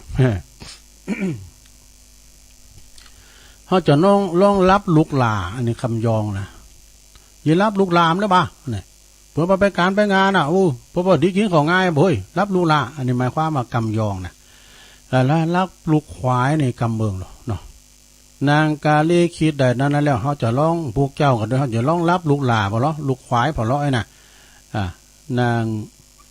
แต่ก่อนวันเนี่ยก่อนนี่นางก็ลูกเจ้าลูกหนึ่งเขาเป่าไฟก็ทำมาหากินทำหุงหาอาหารทำสำหรับพระเขาที่เคยทำมาแต่ก่อนเนาะแล้วก็นางเวเทหิหันวันนางกาลีเนี่ยวันนี้เบาภัยขาดใจเฮานี่ว่ารับลูกควายล่ำเลยนะเขาจะลองไปใจพอร้อยนะเจ้านายก็มาใจพอลูกน้องว่าจึงห้องถามว่าดูก่อนนางกาลีวันนี้เจ็บไข้ใดป่วยก็ประกันได้หรือไม่นะจึงนอนตื่นสายกว่าทุกวันนะบ้านลูกขึ้นมาเด้อกะยิ้มลูกหนึ่งเขาเป่าไฟน่ะทำหุงหาอาหารทำสำหรับข้าวเข่ากะจะไปกาดไปรีไปซ่อนอย่ามากินกะน่ะเจ้าเนี่ยนางกาลีน่ะก็ลองทดสอบเจ้านายว่าก็เลยบอกว่าบ่เจ็บบ้าขายอย่างไรแม่นายเอ้ยฉันเนี่ยขี้เกียจว่ะคือคอยขี้ข้านลุกเนาะจะลองใจเจ้านายน่ะประมาณนั้นน่ะบ่เจ็บบ้าไข่บ้าป่วยอย่างสักอย่างแล้วคอยขี้ข้านนี่ลุกมาหนึ่งข่าวดึงวันขี้ข้านคือกะฉันข้าจะนอนจนตื่นสายแต่นอนรับสบายน่ะนางเวเทหิซึ่งเป็นเจ้านายก็มีความโกรธนางมีความโกรธมากเลยมีความโกรธแก่นางกาลีเป็นอย่างมากเลยนะด่าเนี่ยเพื่อว่าอุอ่อนหวานจะดีนะถึงได้นี้ด่าวานนางคำหยาบจ้าหยาบคายนะมีหลายประการต่างๆนางกาลีจึงคิดว่าเจ้านายเฮานี่มีหมออีกก็แต่ดูบัดแต้อย่างนั้นเนาะคือว่ามีขันติมีอดทนแต่ยังมีความโกรธความหลงยังมีความโกรธความเกลียดอยู่จะได้ดีนะเฮาก็จะยังมีความโกรธความเกลียดของเฮาอยู่เฮาจะลองพอทำสักเจ้าหน่อยนะจะลองดูสักวันสักเจ้าก่อนทุติยะทิวเสขั้นวันที่2เนาะนางกาลีขาดใจนะก็ลองแก่งนอนตื่นสายทำกรรมหนึ่งนะนางเวเทหิก็ห้องถามแล้วก็เหมือนดังวันก่อนนั่นด่าสาบเสเทเสด่านางอย่างหยาบคายนะนางขาดใจเพิ่งก่อนลองนอนรับแล้วจึงแก่งนอนรับตื่นสายเหมือนอย่างว่านั้นเมื่อวันนางได้ นางเวเทหิหรือว่านางเจ้านายก็ด่ามีความโกรธแล้วไปมันปอนะมีความโกรธอย่างแรงกล้าด้วยนะมีความโกรธอย่างแรงกล้าโชยเอาดุนโลมันจะดุนโลแปลว่าโชยเอาอันลิ่มก้อนประตูน่ะเปิ้นมีดอกนะลิ่มก้อนประตูน่ะเอาอันได้มาแล้วก็เอาโหดเขาที่โหดตีเขาโหนางกาลีจนว่าแตกคือโหดแตกเลือดอาบหน้าละโอ้โธ่กำนันแล้วนอสดานางกาลีก็ห้องร้องไห้ไปตามประกาศหมู่กองน้อยกองใหญ่คือเจ้าบ้านได้ฮู้ว่าเนี่ยเจ้านายของฉันเนี่ยใจให้นะใจให้สามัญประหารข้าพเจ้าดูบุบโหข้าพเจ้าในจนเลือดอาบเนี่ยเลือดอาบหน้าอาบตาเนี่ยดังนี้เนอะมันก็นางก็ห้องไปไห้ไปเปิ้นก็มาพอกันปิ้นเกิ่มแล้วนะปิ้นเกิ่มก็คือมามุงดูเอาเตียวไปไห้ไปบอกพี่น้องเจ้าบ้านเปิ้นมาพอกันจะเต็มว่าวันนั้นมานะตั้งแต่วันนั้นมาความดีแห่งนางเวเทหิก็หายสูญไปหมดว่ะเนี่ยศรัทธาญาติโยมทั้งหลายทำดี100 ครั้งทำดีครั้งเดียวเปิ้นก็หายสูญแต่ว่ามีแต่ความอับปรีจังไรติเตียนนินทาหูไปถึงไหนเปิ้งก็ติเตียนมีความติเตียนนินทาไปถึงตีหัดนางไม่ได้รับความดีแล้วนะ ฟุ้งเฟืองเลืองลือไปนะด้วยโทษที่ว่านางเวเทหิเนี่ยบ่มีขันตีบ่มีความอดใจได้ตีลูกน้องปองปะจุนเลือดอาบหน้าอาบตายนะเนาะจึงเสื่อมจากความสรรเสริญไปเลยทันทีนะ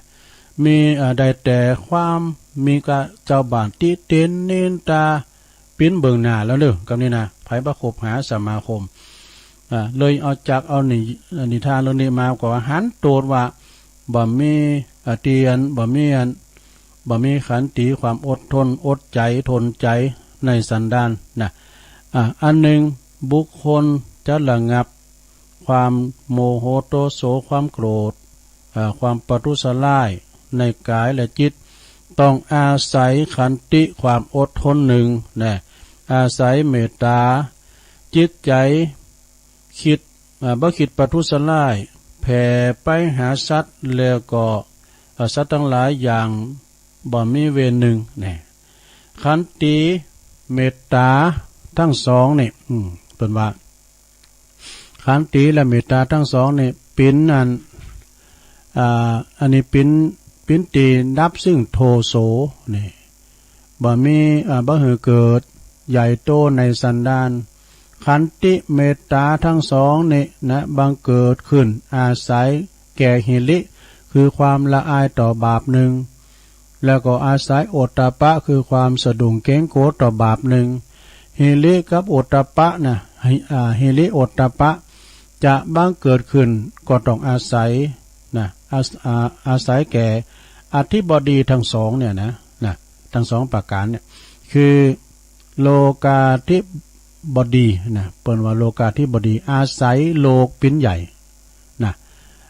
แล้วก็ได้แก่นักปราชญ์ทั้งหลายมีอริยะเป็นต้นมีพระอริยะเป็นต้น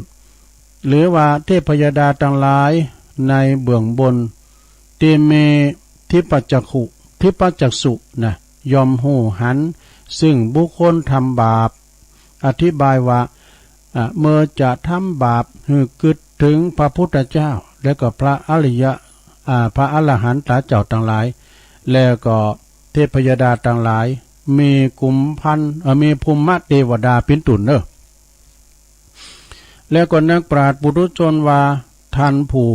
นิยมติเตียนคุณที่เปิ้นทำบาปนี่คิดดังนี้แล้วก็เรียกว่าโลกาธิบดีเรียกโลกาธิปไตยนะกันเนาะเรียกเปิ้นเรียกว่าโลกาธิบดี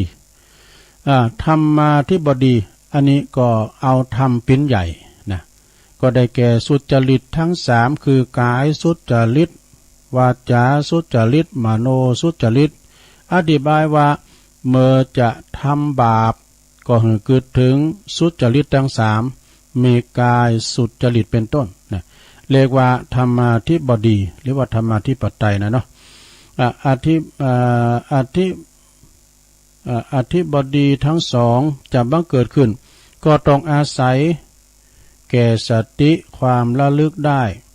นะความระลึกตรึกตรองนะตรึกตรองซึ่งเหตุแล้วก็ผลตีจะบังเกิดขึ้นในปัจจุบันหรือตีลงแล้วไปหรือตียังบ่ถึงสติจะบังเกิดขึ้นอาศัยแก่แก่อาศัยมนสิการเนอะมนสิการ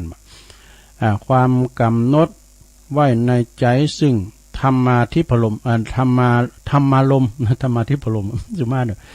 อาศัยซึ่งธรรมาลมตีเป็นข้อหูโดยใจว่าชั่วและดีขันติความอดทนความอดใจ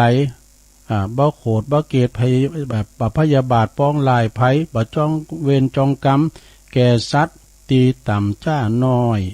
อยสับอัปปัญญานี่เป็นขันติอย่างวิเศษตีจะระงับดับกิเลสแล้วก็เวรกรรมให้ทั้งหือสิ้นไปจากสันดานเนอะหือเป็นนิสัยแก่พระนิพพานในอนาคตการเบื้องหน้าในการละนานขันติอดใจทนต่อทุกขเวทนาก็คือความหนาวความร้อนนั้นเนาะก็อดเอาไอ้น่ะก็เป็นเหตุที่จะยังกุศลหือเจริญขึ้นในสันดาน ดังรับประทานวิสัชนามาชนี้นะก็จบเรื่องนิทานเรื่องนางเรื่องนางอย่างก็เดียวกันเด้อนางเวเทหินะนางเวเทหิเป็นเจ้านายเนาะเปิ้นก็อันนี้เปิ้นบ่มีขันติแต่ว่าตั้งเบิ่งหน้าเปิ้นได้นะเบิ่งหน้าเปิ้นได้ฉะนั้นก็ศรัทธาก็มีความขันติ มีความขันติอดทนต่อทุกสิ่งทุกอย่างคุณเฮาทำมีขันตินะผากพังไปเนาะสำเร็จก็บอกว่าทำไปด้วยความไม่รู้สึกตัวนะ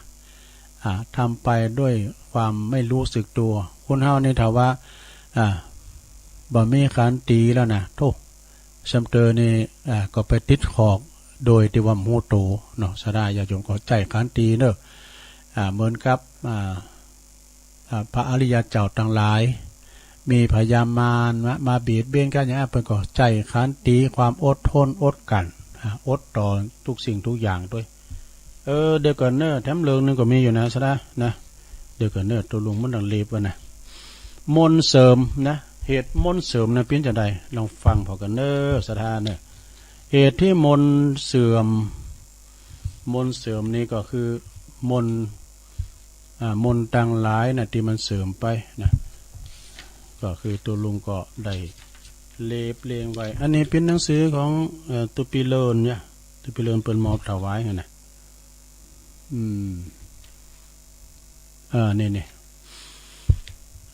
อันนี้บาลีเป็นบอกว่าอนัพิรติชาดกเหตุมนเสื่อมณเชตวันวิหารเนอะพระพุทธเจ้าเปิ้นตรัสเรื่องนี้เปิดสอนนั้นมานพพราหมณ์ผู้เตียนหูจักความเดียวว่ามีจิตใจผ่องใสบ่ขุ่นโมจะได้ทำกิจการงานใดดังประสงค์มีความวาอย่างอีโนสถานเนอะ ในอดีตพระเจ้าพรหมทัตเปิ้นเป็นราชาผู้ครองเมืองปาราณสีส่วนว่าพระตถาคตของเฮานี่เปิ้นเกิดมาในตระกูลพราหมณ์เนอะเมื่อว่าเจริญวัยใหญ่นากาบ้านคืนแล้วก็ไปศึกษาปุ้นตียังสำนักตักกศิลาจนว่าสำเร็จแตกฉานได้แล้วก็ปิกมาก็มาสอนลูกศิษย์จำนวน500คนว่าดูลูกศิษย์ลูกหาเปิ้นหลายเนาะในเมืองปาราณสีเนาะบ้านเกิดของท่านอยู่มาวันหนึ่งก็มีอันผู้เป็นอาจารย์ก็หันว่าพราหมณ์ผู้หนึ่งนะเป็นพราหมณ์หนุ่มนะเป็นลูกศิษย์หนุ่มเนี่ยมีปัญญาดีอันนี้มีปัญญาจึงไปสอนมานพทั้งส่วนหนึ่งวะนะก็คือไปสอนแยกสอนไปนะขั้นว่าลูกศิษย์ที่เป็นอาจารย์นะก็มาสอนลูกศิษย์ลูกหาเนาะแล้วก็ยุ่งกับการสอนจนว่าอารมณ์ของท่านนั้นขุ่นโม่ไปว่ะสอนคุณเนี่ยมันแจ่มให้ดีนะสดาญาโยมอะไรคู่เนี่ยเปิ้นผูดพาละทำพาละอันนักนะขลุแปลวันนักว่าเปิ้นว่านะเป็นคู่เนี่ยนะนักเลนในบุรุขีบานล้านหน้าขี่ปอร้ายแม่นะมาอยู่ด้วยกันน่ะพ้องก่อให้พ้องก่อดีนะเนาสดาเนาะแต่เป็นก็ทำใจนะอันนี้ก็เหมือนกันเนอะท่านเด็กก็สอนอยากวายอยากพอนะเปิ้นก็อารมณ์เลยขุ่นโม่ว่ามนที่เคยได้คลองแคลวนั่นนะก็เสริมไปมนเหาะก็ไม่หลับ กระถาเหาะนะอาจารย์ก็เลยสอนเนาะสอนนั่นลูกศิษย์หนุ่มนะว่าเป็นธรรมดาเนอะตีเมื่อว่าอารมณ์ของเฮาเนี่ยขุ่นโม่ไปแล้วบุคคลยอมมองบะหันตั้งสว่างและก็จะกลายเป็นคนหันแก่ตัวไปเนอะนะแต่หากว่ามีจิตใจที่ยังผ่องใสพอหันตั้งสว่างแล้วมีน้ำใจช่วยเหลือผู้อื่นผู้ที่ตกทุกข์ได้ยากอุปมาเหมือนน้ำตีใสกระจ่างฉะนั้นหากจิตใจเฮาขุ่นโม่แล้วก็มนต์ของเฮาก็จะเสริมถ้าว่าจิตใจเฮาสว่างสวัยมนต์ของเฮาก็จะกลับคืนมาหายจากความเสริมทันทีแน่อันในการละต่อมาพราหมณ์หนุ่มนี่ก็คือมานพหนุ่มนี่นะข้างนั้นก็คืออาจารย์สอนพระตถาคตนั่นเองเนี่ยพอคิดแล้วเนี่ยเพิ่นก็บอกว่าอารมณ์ขุ่นโมทำ ทำให้ปัญญามืดบอดซะได้เด้อเวลาอารมณ์ของเฮาขุนโมแล้วนะเวลามันใจหินมาได้ซะได้เนาะ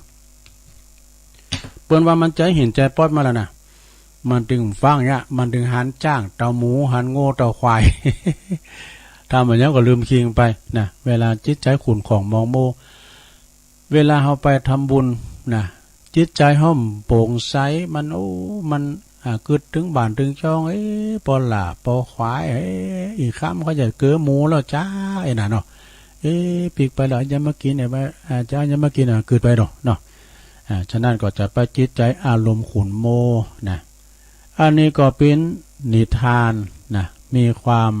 จิตใจแจ่มชื่นเบิกบานไผจะมีจิตใจแจ่มชื่นเบิกบานจะได้ก็ดีก็ขอ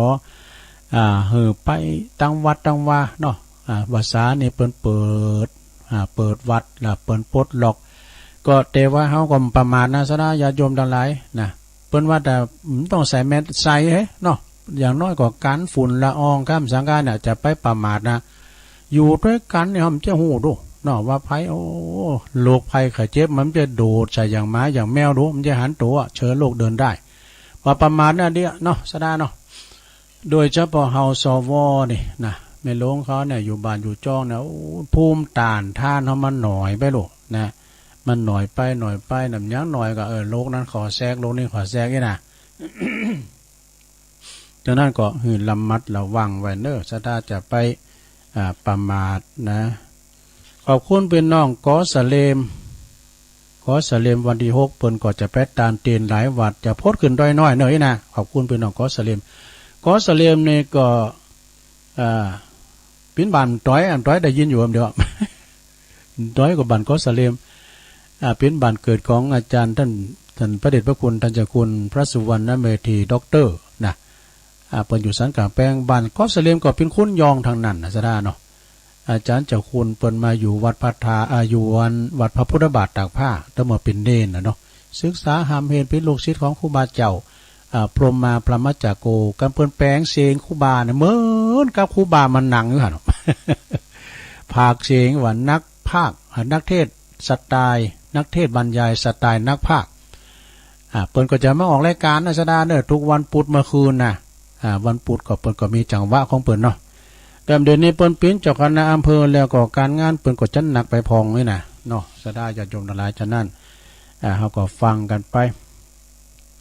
กินไปตานที่ไหนก็ดีเนาะซะดาญาติโยมทั้งหลายเนาะไปไกลไปตั้งเนื้อตั้งแต่ก็ขอเดินทางแคล้วคลาดปลอดภัยวันนั้นก็แม่สีตุ่นผึ่งปุณณะแม่สีตุ่นผึ่งสารปีก็ไปหลายวัดมาจับวัดพัทธาดอยฝุ่นตกว่ะโอ้โจกดีฝุ่นตกมันจะบ้าๆกันตกหน่อยเดียวเนาะอันนั้นจะไปวัดเหนือวัดไต่วัดไก่วัดไก่ท่านใดให้ก็ดีก็เจิญเนอเดินทางโดยแคล้วคลาดปลอดภัยทุกตารางกิโลเมตรของการเดินทางเนาะแล้วค่ำคืนนี้ก็ฟังอาจารย์ท่านพระอาจารย์เน้นหลักปัญโยนันก็จะมาเข้ารายการก่อนหน้านั้นก็จะมีท่านพระครูปัลลัดณัฐพงศ์ให้ก่อนเนาะวันการเพิ่นมา2วันจันทร์วันการแล้วก็วันพุธนี่ตุลุงก็จะได้ย้ายไปวันเสาร์บ่เด้อนะรายการมื้อแรงนะเมื่อค่ำเนาะตั้งแต่ 6:10 ถึง 2 ทุ่มก็จะได้ย้ายไปวันเสาร์แล้วก็พระเดชพระคุณอาจารย์ท่านพระมหานพดลหลวงพ่อเจ้าคณะอำเภอวังเหนือเนอะเปิ้นอูดีเปิ้นตุลุงก็เคยได้ยินเปิ้นได้ยินมานากะที่จะร้องกาตั้งท่านอาจารย์เสาคำวัดแม่สุกก็ลำปางเปิ้นก็มามาจาเปิ้นก็ยังหนุ่มยังแน่นอยู่เด้อหนุ่มแน่นอยู่ถ้าปอกับตุลุงเนี่ยวัดตุลุงจะเฒ่าแล้วเปิ้นจ้ะ เปิ้นจะดีเปิ้นเป็นเจ้าคณะอำเภอนะแล้วก็ทำอย่างนั้นเนอะสาญาติโยมทั้งหลายมีการมีงานที่ไหนก็ตามแต่ว่าเฮามีโอกาสได้ไปทำบุญโดยเปิ้นก็ไปแต่ว่าเฮาไม่ได้ไปกับเปิ้นก็บินหยังก็ฝากห้อมกันไปนะปักตายมาตั้งลายแถมหน่อยนึงนะตุลุงเปิดโทรศัพท์กันเด้อ ก็มีอาจารย์ธนวันชัยวงศ์เป็นอยู่ในเวียงเชียงใหม่คุณแม่มาริวันด้วยนะป้าทิมนี่เป็นอยู่ตั้งแต่ฟังอยู่เจ้าแล้วก็แม่เดือนเพ็ญทิมหว่างนี่อยู่น้องหานน้ำบ่อโลงเนอะเปิ้นก็ฟังอยู่นะ เอาละสถาญาติโยมงานปีงานน้องเนาะตอนนี้ไปตุลุงก็จะได้แบ่งบ่ายและเวลาสถาญาติโยมทั้งหลายนะได้ได้จะโทรกันมาในรอบ2ตอน2เนาะก็จะโทรกันมาก็เมื่อค่ำเมื่อตอนบ่ายเนี่ยคุณซ้ายก็จะห่างหน่อยนะแต่ว่าเมื่อค่ำยามคืนนี่หนักนะตอนเมื่อค่ำเมื่อคืนแต่ว่าเจ้าก็สำลาย089 955 6506คุณอารมณ์ดีมาแล้วแม่จันสมแม่จันสมพระเจ้าเมื่อคืนนี่วันที่เนาะสายบ่โดตุปีเลินว่าเฮ้นอนฟังฟังเปิ้นตุปีเลินว่าเฮ้นี่จักเนาะมันแรงอีมันนันสายแห้งหน่อยค่ะก็ดูต่างเจ้าฟังอยู่ฟังเจ้าแล้วบ่ฟังเจ้าดีก็ดีนั่งยาการอยู่บ้านน่ากะอันเมื่อตอนนี้มันเตะทำมารับเดือนเนี่ยวันนี้มันได้เตะวันนี้วันศีลแต่ว่าจะเตะว่าอันพวกจะเตะทำเนาะมันได้เตะปุ้นวันศุกร์ปุ่นวันศุกร์เจ้าจะเตะทำปหลวงอินคำชมพูพลอยแล้วก็หลายเจ้าภาพอยู่เพิ่นแต่มาเป็นเจ้าภาพกันเนาะเตะทำไปนะวันศุกร์วันเสาร์ขอบคุณฮะอาสาเสียงดีๆเนอะอันการงานนักแต่การงานก็เริ่มมีมาแล้วสุขภาพดีๆรักษาเสียงดีๆเนอะขอบคุณเนอะสาธุจ้าจากนี้ไปก็ย่างไรว่านอยู่ปุ่นไปปักกันก็กูงูลืนวันที่1นะเจริญปอนแก่ไม่สาเจ้าตัวลุงโอ้อันนี้แม่สีทอนเนาะแม่สีทอนนี่น้องโบเนี่ยน้องโบชัยปราการมาแล้วชัดเจนดีเนี่ยตะลุงโอ้ชัดเจนเลยเนาะชัยปราการโอ้วันนี้ชัยปราการมาแล้วฝางก็มาแล้วแม่อายก็มาแล้วนี่ยังแม่แจ่มตามตลอดตะลุงขอบคุณแม่สีทอนหลายๆเด้อโอ้สาธุโอ้ขอบคุณสาธุบุญรักษาไว้สาธุเจริญพร089 955 6506เจริญพรข้าพเจ้าเจ้าตะลุงฟังอยู่นะเจ้าแม่สมพัดเนาะเจ้าแม่สมพัดแม่ย่อยเจ้าแม่ย่อยสันทรายฮะมีฝนเนาะมีกระฝนแดดนะครับปุถุแดดแห้งขนาดน่ะลมปัดไปอ่ะหน้ากากมันมืดมากกว่าลมปัดไปนี่หันมันมืดจังพุ่นนั่นน่ะมันถึงคิ้วเด้อเนาะขอบคุณแม่สมพัดเด้อสาธุเอิ้นบ่ตังแม่เอื้อยสุทธิวงศ์ตุยนะแม่ย่อยสันทรายแล้วก็แม่ปุ้นตังป่าค่าเนาะแม่คำปันแม่ยายคำปันแล้วก็แม่แสงสมรูปครับปุ่นนะปุ่นฟังกันอยู่เนอะแต่ปุ่นรอยสะเก็ดก่อนแน่นหนาเนอะยายพรเจริญปอนยายพรล่องวัวแดงมาแล้วสันกำแป้งเชียงใหม่ชัดเจนเลยเนาะดีแล้วเดี๋ยวนี้ชัดแล้วเนาะเดี๋ยวนี้ชัดว่าก็มันชัดตลอดฮะจะเอาก้อนอยู่วะมันยาวก้าเดี๋ยวเอาหรอเราบอกหรอก็ไม่มีเงินทองจะกองให้จงจังใจภาคเรียนหนังสือหาวิชาความรู้เป็นคู่มือเพื่อยึดถือเอาไว้ให้เลี้ยงกายพ่อกับแม่นี่แต่จะแก่เท่าจะเลี้ยงเจ้าเลือดไปนั่นหนาหมายใช้ยาเพื่อตนประจนตายเจ้าสบายพ่อกับแม่ก็ชื่นใจเขาทานเขานี่สีหมอพอเนอะได้ ยินดียายพรเหมาะเอาขอบคุณบุญรักษายายพรสาธุเขานี่สีหมอนะกูเดินมากูมามอกตุลุงเนี่ย ตุลุงก็นี่ตุลุงนะอันนาเจว่าตูลุงเมนาลายห้อมนี่เนี่ยเจริญปอนพระเจ้าตุลุงแม่นางอ้วน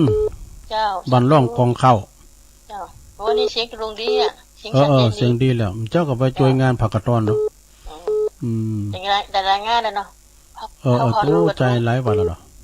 ไปช่วยหลายวันพักผ่อนมั้งเลยลองกองเขามันได้ยินตุลุงให้ใกล้เนาะได้ยินอยู่นะตุลุงก็ว่าน่ะชัดเจนอยู่เนาะเจ้าโอ้แม่นางโอนร้องกองเข่ายินดีนะแม่นางโอนเด้อ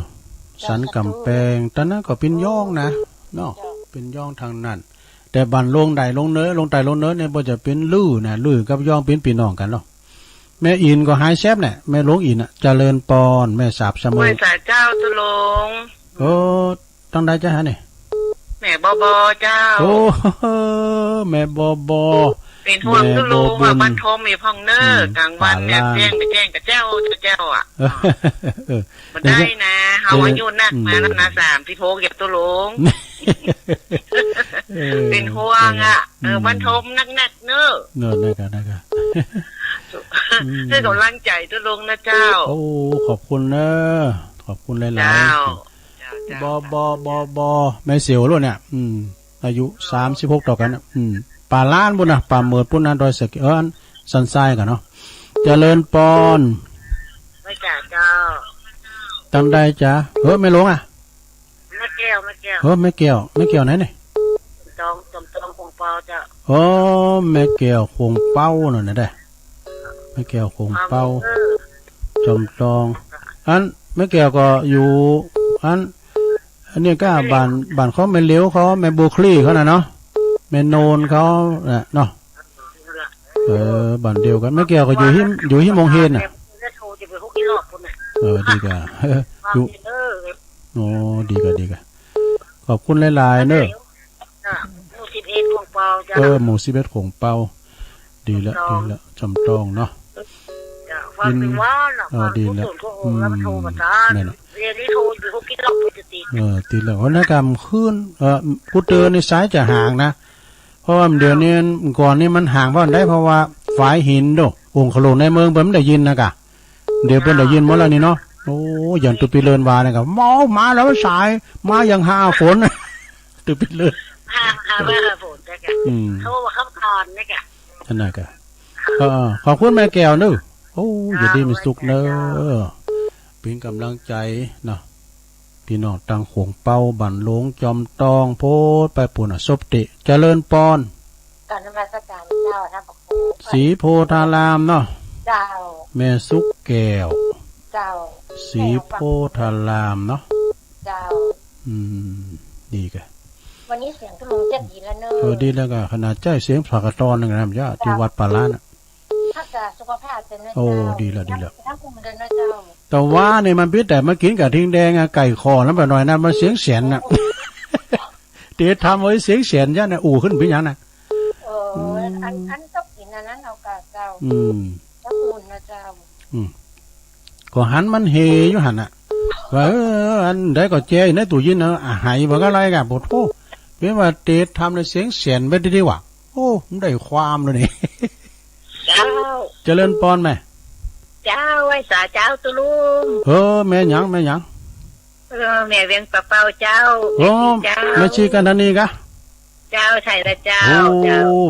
ถามดอยนักแก้วได้ฟังอยู่เจ้าเป็นไงกันแม่ก็อยู่ปุ่นเนาะขอบคุณนะแม่เด้อรุดไปแล้วสายรุดไปเด้อแม่ชีกันทันนี้เวียงปะเป้าเจริญปอนไหวสาเจ้าตุลุงโอ้แม่แล้วมาแล้วแม่จันเรือนใสแม่จันเนาะจันได้ยินแต่ปลาแอปน่ากะ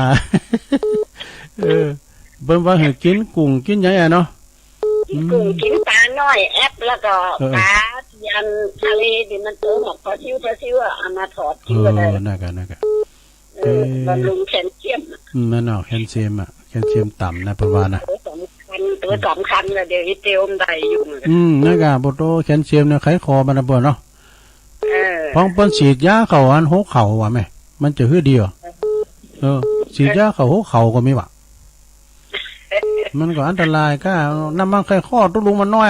มันฉีดยาเขาเนาะมันจะฮือหมู่นี่มันน้อยก็ต้มกระดูกหมูตุ่มหมู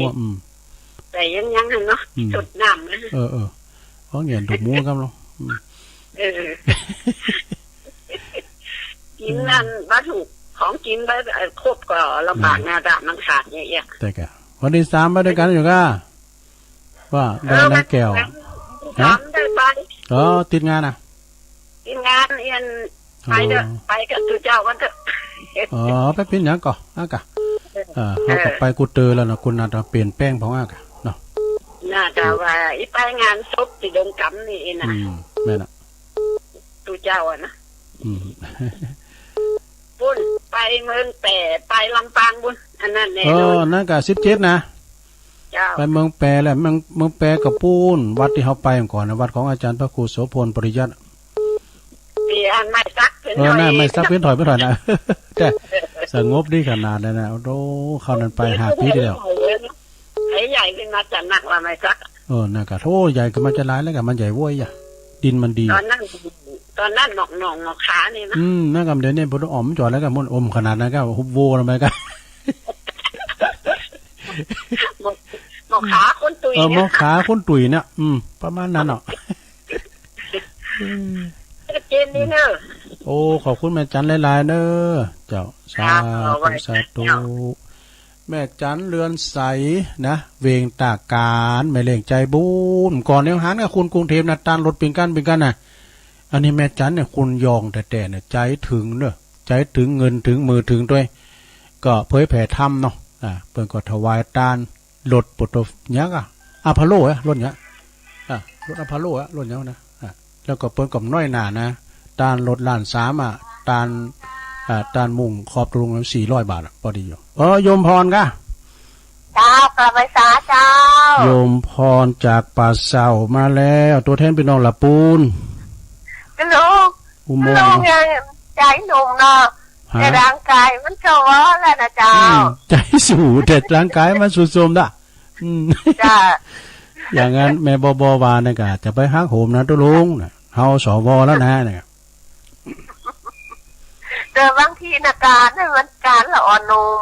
แม่นเอาไปทำนี่ก็ไหวแล้วยมพรก็สิพกอยู่จ้ะโอ้หนุ่มอยู่กาหนุ่มอยู่น้ำได้ขึ้นเต้นได้กินเงินเดือนตอนนี้กำลังจะได้รอบ2เลยเนาะจ้าเจ้าลุงดูแลสุขภาพเด้อเจ้าขอบคุณโยมพรเลยอันที่1โยมพรออกลงทานแล้วจ้ะออกลงทานไหนน่ะที่เป็นหล่อวันทองเททองหล่อรูปเหมือนเจ้าแม่จามเทวีที่วัดสัมปยังของเจ้าวัดครูบาอินทรกันเนาะจ้าอนุโมทนาบุญเลยสาธุใครอยู่ไกลก็ไปป้ากันเด้อจ้าดีแล้วโธ่สาธุเปิ้นเจ้าหล่อเด้อเจ้าหล่อพระแม่เจ้าจามเทวีเนาะที่วัดสันป่ายางหลงวันที่1เด้อโยมพรจะไปออกโฮงตาลโดยที่วัดครูบาอินทรเด้อเจริญพรแม่จันน่ะแม่จันป่างิ้วมาแล้วแม่จันป่างิ้ววปปตั้งแต่เช้าละตอนแรกนี่ให้แต่เทศหน่อยเนาะอันนั้นตัวจวยกะตัวจวยเจ้าตัวลงโนเขียนน่ะก็แล้วตัวจวยใส่หน่อยเนาะผู้ก็สดละวัตถุดิบดอกตัวลงขุดเนาะนี่กะแล้วหมดปีแล้วล่ะวันเสาร์เห็นเนาะวันศุกร์มันได้ออกกันเนาะไปวันเสาร์ก็ดีกับวันเสาร์สบายนะวันเสาร์นี่มันได้ไปไหนอาจารย์เพิ่นบอกกับมันละกรรมก็แล้วแต่เปิ้นนั่นน่ะเปิ้นจี้เขาไหนเขาหาน่ะตัวลุงอ่ะนะลูกกุ้งบ่เนาะเปิ้นว่าออกวันเสาร์เด้อก็วันเสาร์เปิ้นไลน์มาบอกละวันพุธพวกนี้ทำได้ออกอ่ะเพราะว่าท่านมหาถ้าออกตัวลุงก็จะออกวันเสาร์บ่เด้อปะกันวันเสาร์บ่เด้อ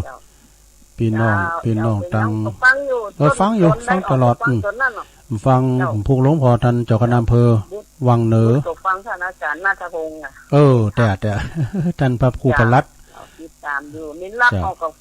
คืนนี้กะคืนนี้นิรักออกคืนเนี่ยเด้อบุตรฟังทางเกมน้ำมูลเด้อแต่วันการตั้งเทศก็เป็นท่านมาอันนั้นนะครูบาศรีหมื่นนะวันการนะครูบาศรีหมื่นก็เฮาก็ไล่ไปหลายตีกันเนาะแพ้เมืองแปรเมืองนานขอบคุณแม่จันเด้อสาธุแม่จันเนี่ยเป็นคล้ายมันถุนเนาดูแม่กล้ารู้น้ำจะธรรมดานะคล้ายมันถุนเนาเมอะนะเขาเรียกว่าแม่จันเมอะสุมาเด้อเอาเหลือน้ำ7 นาที 089 09556506นะก็โทรกันเข้ามาเด้อ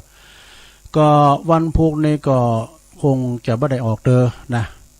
วันพุธก็จะย้ายไปวันเสาร์ก็เวลาเดียวกันนะเวลาเดียวกันฉะนั้นศรัทธาญาติโยมทั้งหลายฟังกูตุนกูองค์อย่างแม่จันว่านะไผออกก่อนถึงฟังหมดละนะเจ้าถ้าจะเป็นเทพก็ทุลุงก็แม่นตัวโจยหน่อย เอากันไม่นอนไปแฮวเนี่ยเนาะเอาขึ้นนอนกลางเนี่ยปุ๊บ ไอ้ขี้เราก็มาเดือดด้วยเนี่ยตีก้องห้องเพลงก็เดือดด้วยเนี่ยเขาจะไหลเนอะจะเดือดเนอะก็เขาปีกนะอยู่กันเป็นกลุ่มคืนไปหรือมันเต้าแจงให้ไปนะ017เจริญปอนอาจารย์ท่านพระครู โอ้บินพระครูท่านแล้วอุ้ยโมนใจดีหรออันนี้ตั้งไรพอออกปนามโอ้ปอนลามน้องโบปอนลามน้องโบมาแล้วเจ้าพี่น้องน้องโบก็มานะพี่น้องหลายปีนะปอนลามฟังเจ้าละก้าเสียงปอนลามดังกอยไปเนอะมาฟังลูกสวนมาฟังเนี่ยโอ้ไปโซนมาเนี่ยใหญ่เอาเรื่องตายจิตเป็นเย็นอุ่นมันเนี่ยน้ำมันมีกับคนแต่มันเอามาแล้วมาหน่อยนะเอาหน่อยการมืดหูนักไล่นักสถานนี้เปลี่ยนแข่งกันทั้งตัวของเรานะกะแต่ปืนเปยเน่าเครื่องบรรดับสายเราสูงโอกทั้งตัวแข้งขามือสั่นเช่นสายมันตัวแม่เก็บตัวอยู่ในตัวเราให้ลืมให้เหนื่อยให้เจ็บให้เหนื่อยไปทั่วเส้นฝุ่นเกลียวโลคาเข้ามาหาตนด้วยความทุกข์ทนถูกกายอาวรจะนั่งก็โอยจะลูกก็โอยเหมือนดอกใบโรยไม่มีเกสรเกลียวโลคาเข้ามาหาตนด้วยความทุกข์ทนทั่วขายิงปีท่านทิ้งลมปากกับกายหายใจเรียกตายเป็นปีลูกรักหัวรักกับซักหน้าหนีก็ว่าชาติปีเคยเน่าออกเหนียวโอ้ขอบคุณเด้อพอลำโอ้ยสาธุเปิดห้องตุลุงเป็นพระครูโอ้มันได้จะร้องสักคำเป็นพระครูพระครูพระครูพิชิตสังฆทานเลยก่อนพิญญาเนาะเปิ้นก็ว่าไปแล้วนะตุลุงเนี่ยอาบเบื้องบนนะเนี่ยบทโทมได้แล้วตุลุงพิตูธรรมดา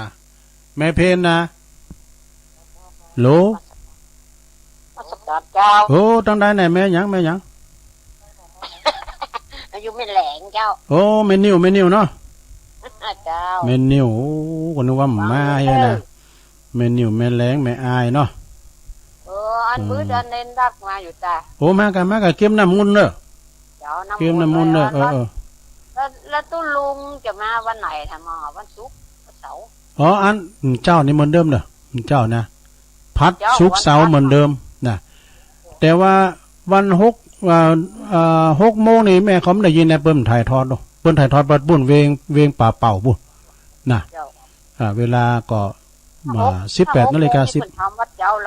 น.มีอันดังปุ่นมีเด้อเปิ้นมีกำเจ้าพัดศุกร์เสาร์เด้อขอบคุณแม่แรงเด้อแม่แรงมาเจ้า3 โมงก็ฟังกันไปนะวันพัดศุกร์เสาร์ดีละตุลุงก็ฟังหลวงพ่อนะบทโอ้ยเปิ้นเตธรรมโมนหลวงพ่อสวดมนต์ก็บทโอ้สวดคนเดียวมองเปิ้นเวียนตาเนี่ยเจริญปอนเจริญปุตโตโปเล่งบุญมีปอบุญมีโอ้แต่ลืมไปวันที่6เนาะเปิ้นมีงานนะข้ามกันนะมันใจก่อนคือว่าตอนนี้เฮาปวดการเจ้าดอกปอบุญมีเมืองกลางนี่เพิ่นจะมีงานเนี่ยวันที่6นะมีแข่งบอกไฟตัวครับจิตตลาดโดยรถน้ำพระเพชรโดยอากาโซนน้ำพระเพชรหลวงพ่อเพชรเนาะโซนน้ำจันทิพันชอวังค่ำขึ้นกับมีดนตรีขึ้นกับมีดนตรีด้วยเนาะข้าพอพวกคนไปรู้เลยขอบคุณนะปอนเนอสาธุจันติปานีปนซอตัวนะที่บ้านวัดเมืองกลางวันที่6เด้อวันที่6อาดัมสายเจริญปอนสายสุดท้ายเนาะแกว่าจะจับตู้รอบ2จบปรีเวลาฟังไงจ้ะโทรหาแม่จันหอมเท่าตู้หมังง่อมเพิ่นมือแต่เนาะหันเบอร์เพิ่นนี่ปลาเพิ่นเจ้าแม่สายทองรอบ2นะเจ้าขอกำลังใจทุกลุงนะเจ้าขอบคุณเด้อเจ้าสาธุ ได้เศร้าหาสายกันนะดูจัดหลายนะโอ้สายเป็นมาอย่างหาฟุ้นอย่างตุปีเลินวาเนอะก็มีแม่อามอนทาดอยคังเนอะตัวแทนพี่น้องบันทาแม่สายทองหอยการเนอะพี่น้องหลายปิ้งตัวน้องโบนะพี่น้องหลายปิ้งแม่พิมพ์ป่าแดดด้วยปินนานแสงจันทร์น้องเขียดหนึ่งเนอะอันนี้แต่ปกกำนันนะกำนันแม่ทองสันป่าแดงฝางหลวงพ่อกฤษปางโม่เชียงดาวแม่มาริวันพี่ของงานบั่นคายเนอะแม่อายบุนะแม่ดวงดีนำรัดจอมต้องอันนี้ภาคแรกนะภาคที่สองก็มีแม่จันสมมณีจักรหลังกาดแม่สาวแม่สีทอนหนองบัวชัยประการแม่สมผัดแม่ย่อยสันทรายยายพรร้องวัวแดงสันกำแพงเชียงใหม่แล้วก็แม่นางอวนถ้าเกิดอันนี้ล่องกองเข่าแม่เสียวบ่บองป่าล้านป่าเมิดเนอะป่าล้านบุนะแม่แก้วขวงเป้าจอมตองนะขวงเป้าหมู่11เนอะแม่สุแก้วสีโพธารามนะแล้วก็แม่จีกันตนีเวียงป่าเป่าแม่จันเรือนใสเนอะเวียงตาการนะโยมพรป่าเศร้าอุโมงค์เนอะวันที่1เปิดจะไปเปิดห้องทานนะที่วัดสันป่ายางหลวงครูบาอินทร์เปิดจะมีการรอพระแม่เจ้าจามเทวีเนอะไปรวมบุญกันเนอะแม่จันป่าเงี้ยวเวียงป่าเป่าปลามนองโบเนอะดอนเน็ตเนอะปลามเนอะแล้วแม่นิ้วแม่แหลงแม่อายปอบุญมีเมืองกลางเปิดทรงน้ำหลวงพ่อเพชรโดยวันที่6นะมีซอจันติปานีนะวันที่6เนอะแม่สายทองรอบ2ได้เศร้าหาสายรู้ขอบคุณกูเสียงกูสายเนอะตุลุงวาโวยไปก้าอูพิษอูถูกไปก้าก็ขอสุมาอภัยขอบคุณตังขอบคุณทางสถานีวิทยุทุกคืนด้วยเนอะขอบคุณพี่น้องศรัทธาบางคนก็โทรติดมีเป็นเศร้าสายไม่ได้รับนะก็เตือนหน้าเนอะเตือนหน้าก็มาทำอยู่นะพยายามความเปลี่ยนอยู่ในไหนเนอะขอความพยายามอยู่ที่หันนะนำรายการจากราชทัพไปก่อนรายการอื่นเป็นมาอยู่ท่าผู้หมวดชัยพรจะจัดรายการต่อไปนะจกดีมีใจเหมือนกันจุโกนจุดตาเนอจัตตารโอธรรมาวัฏันติอายุวันโนสุขังปาลา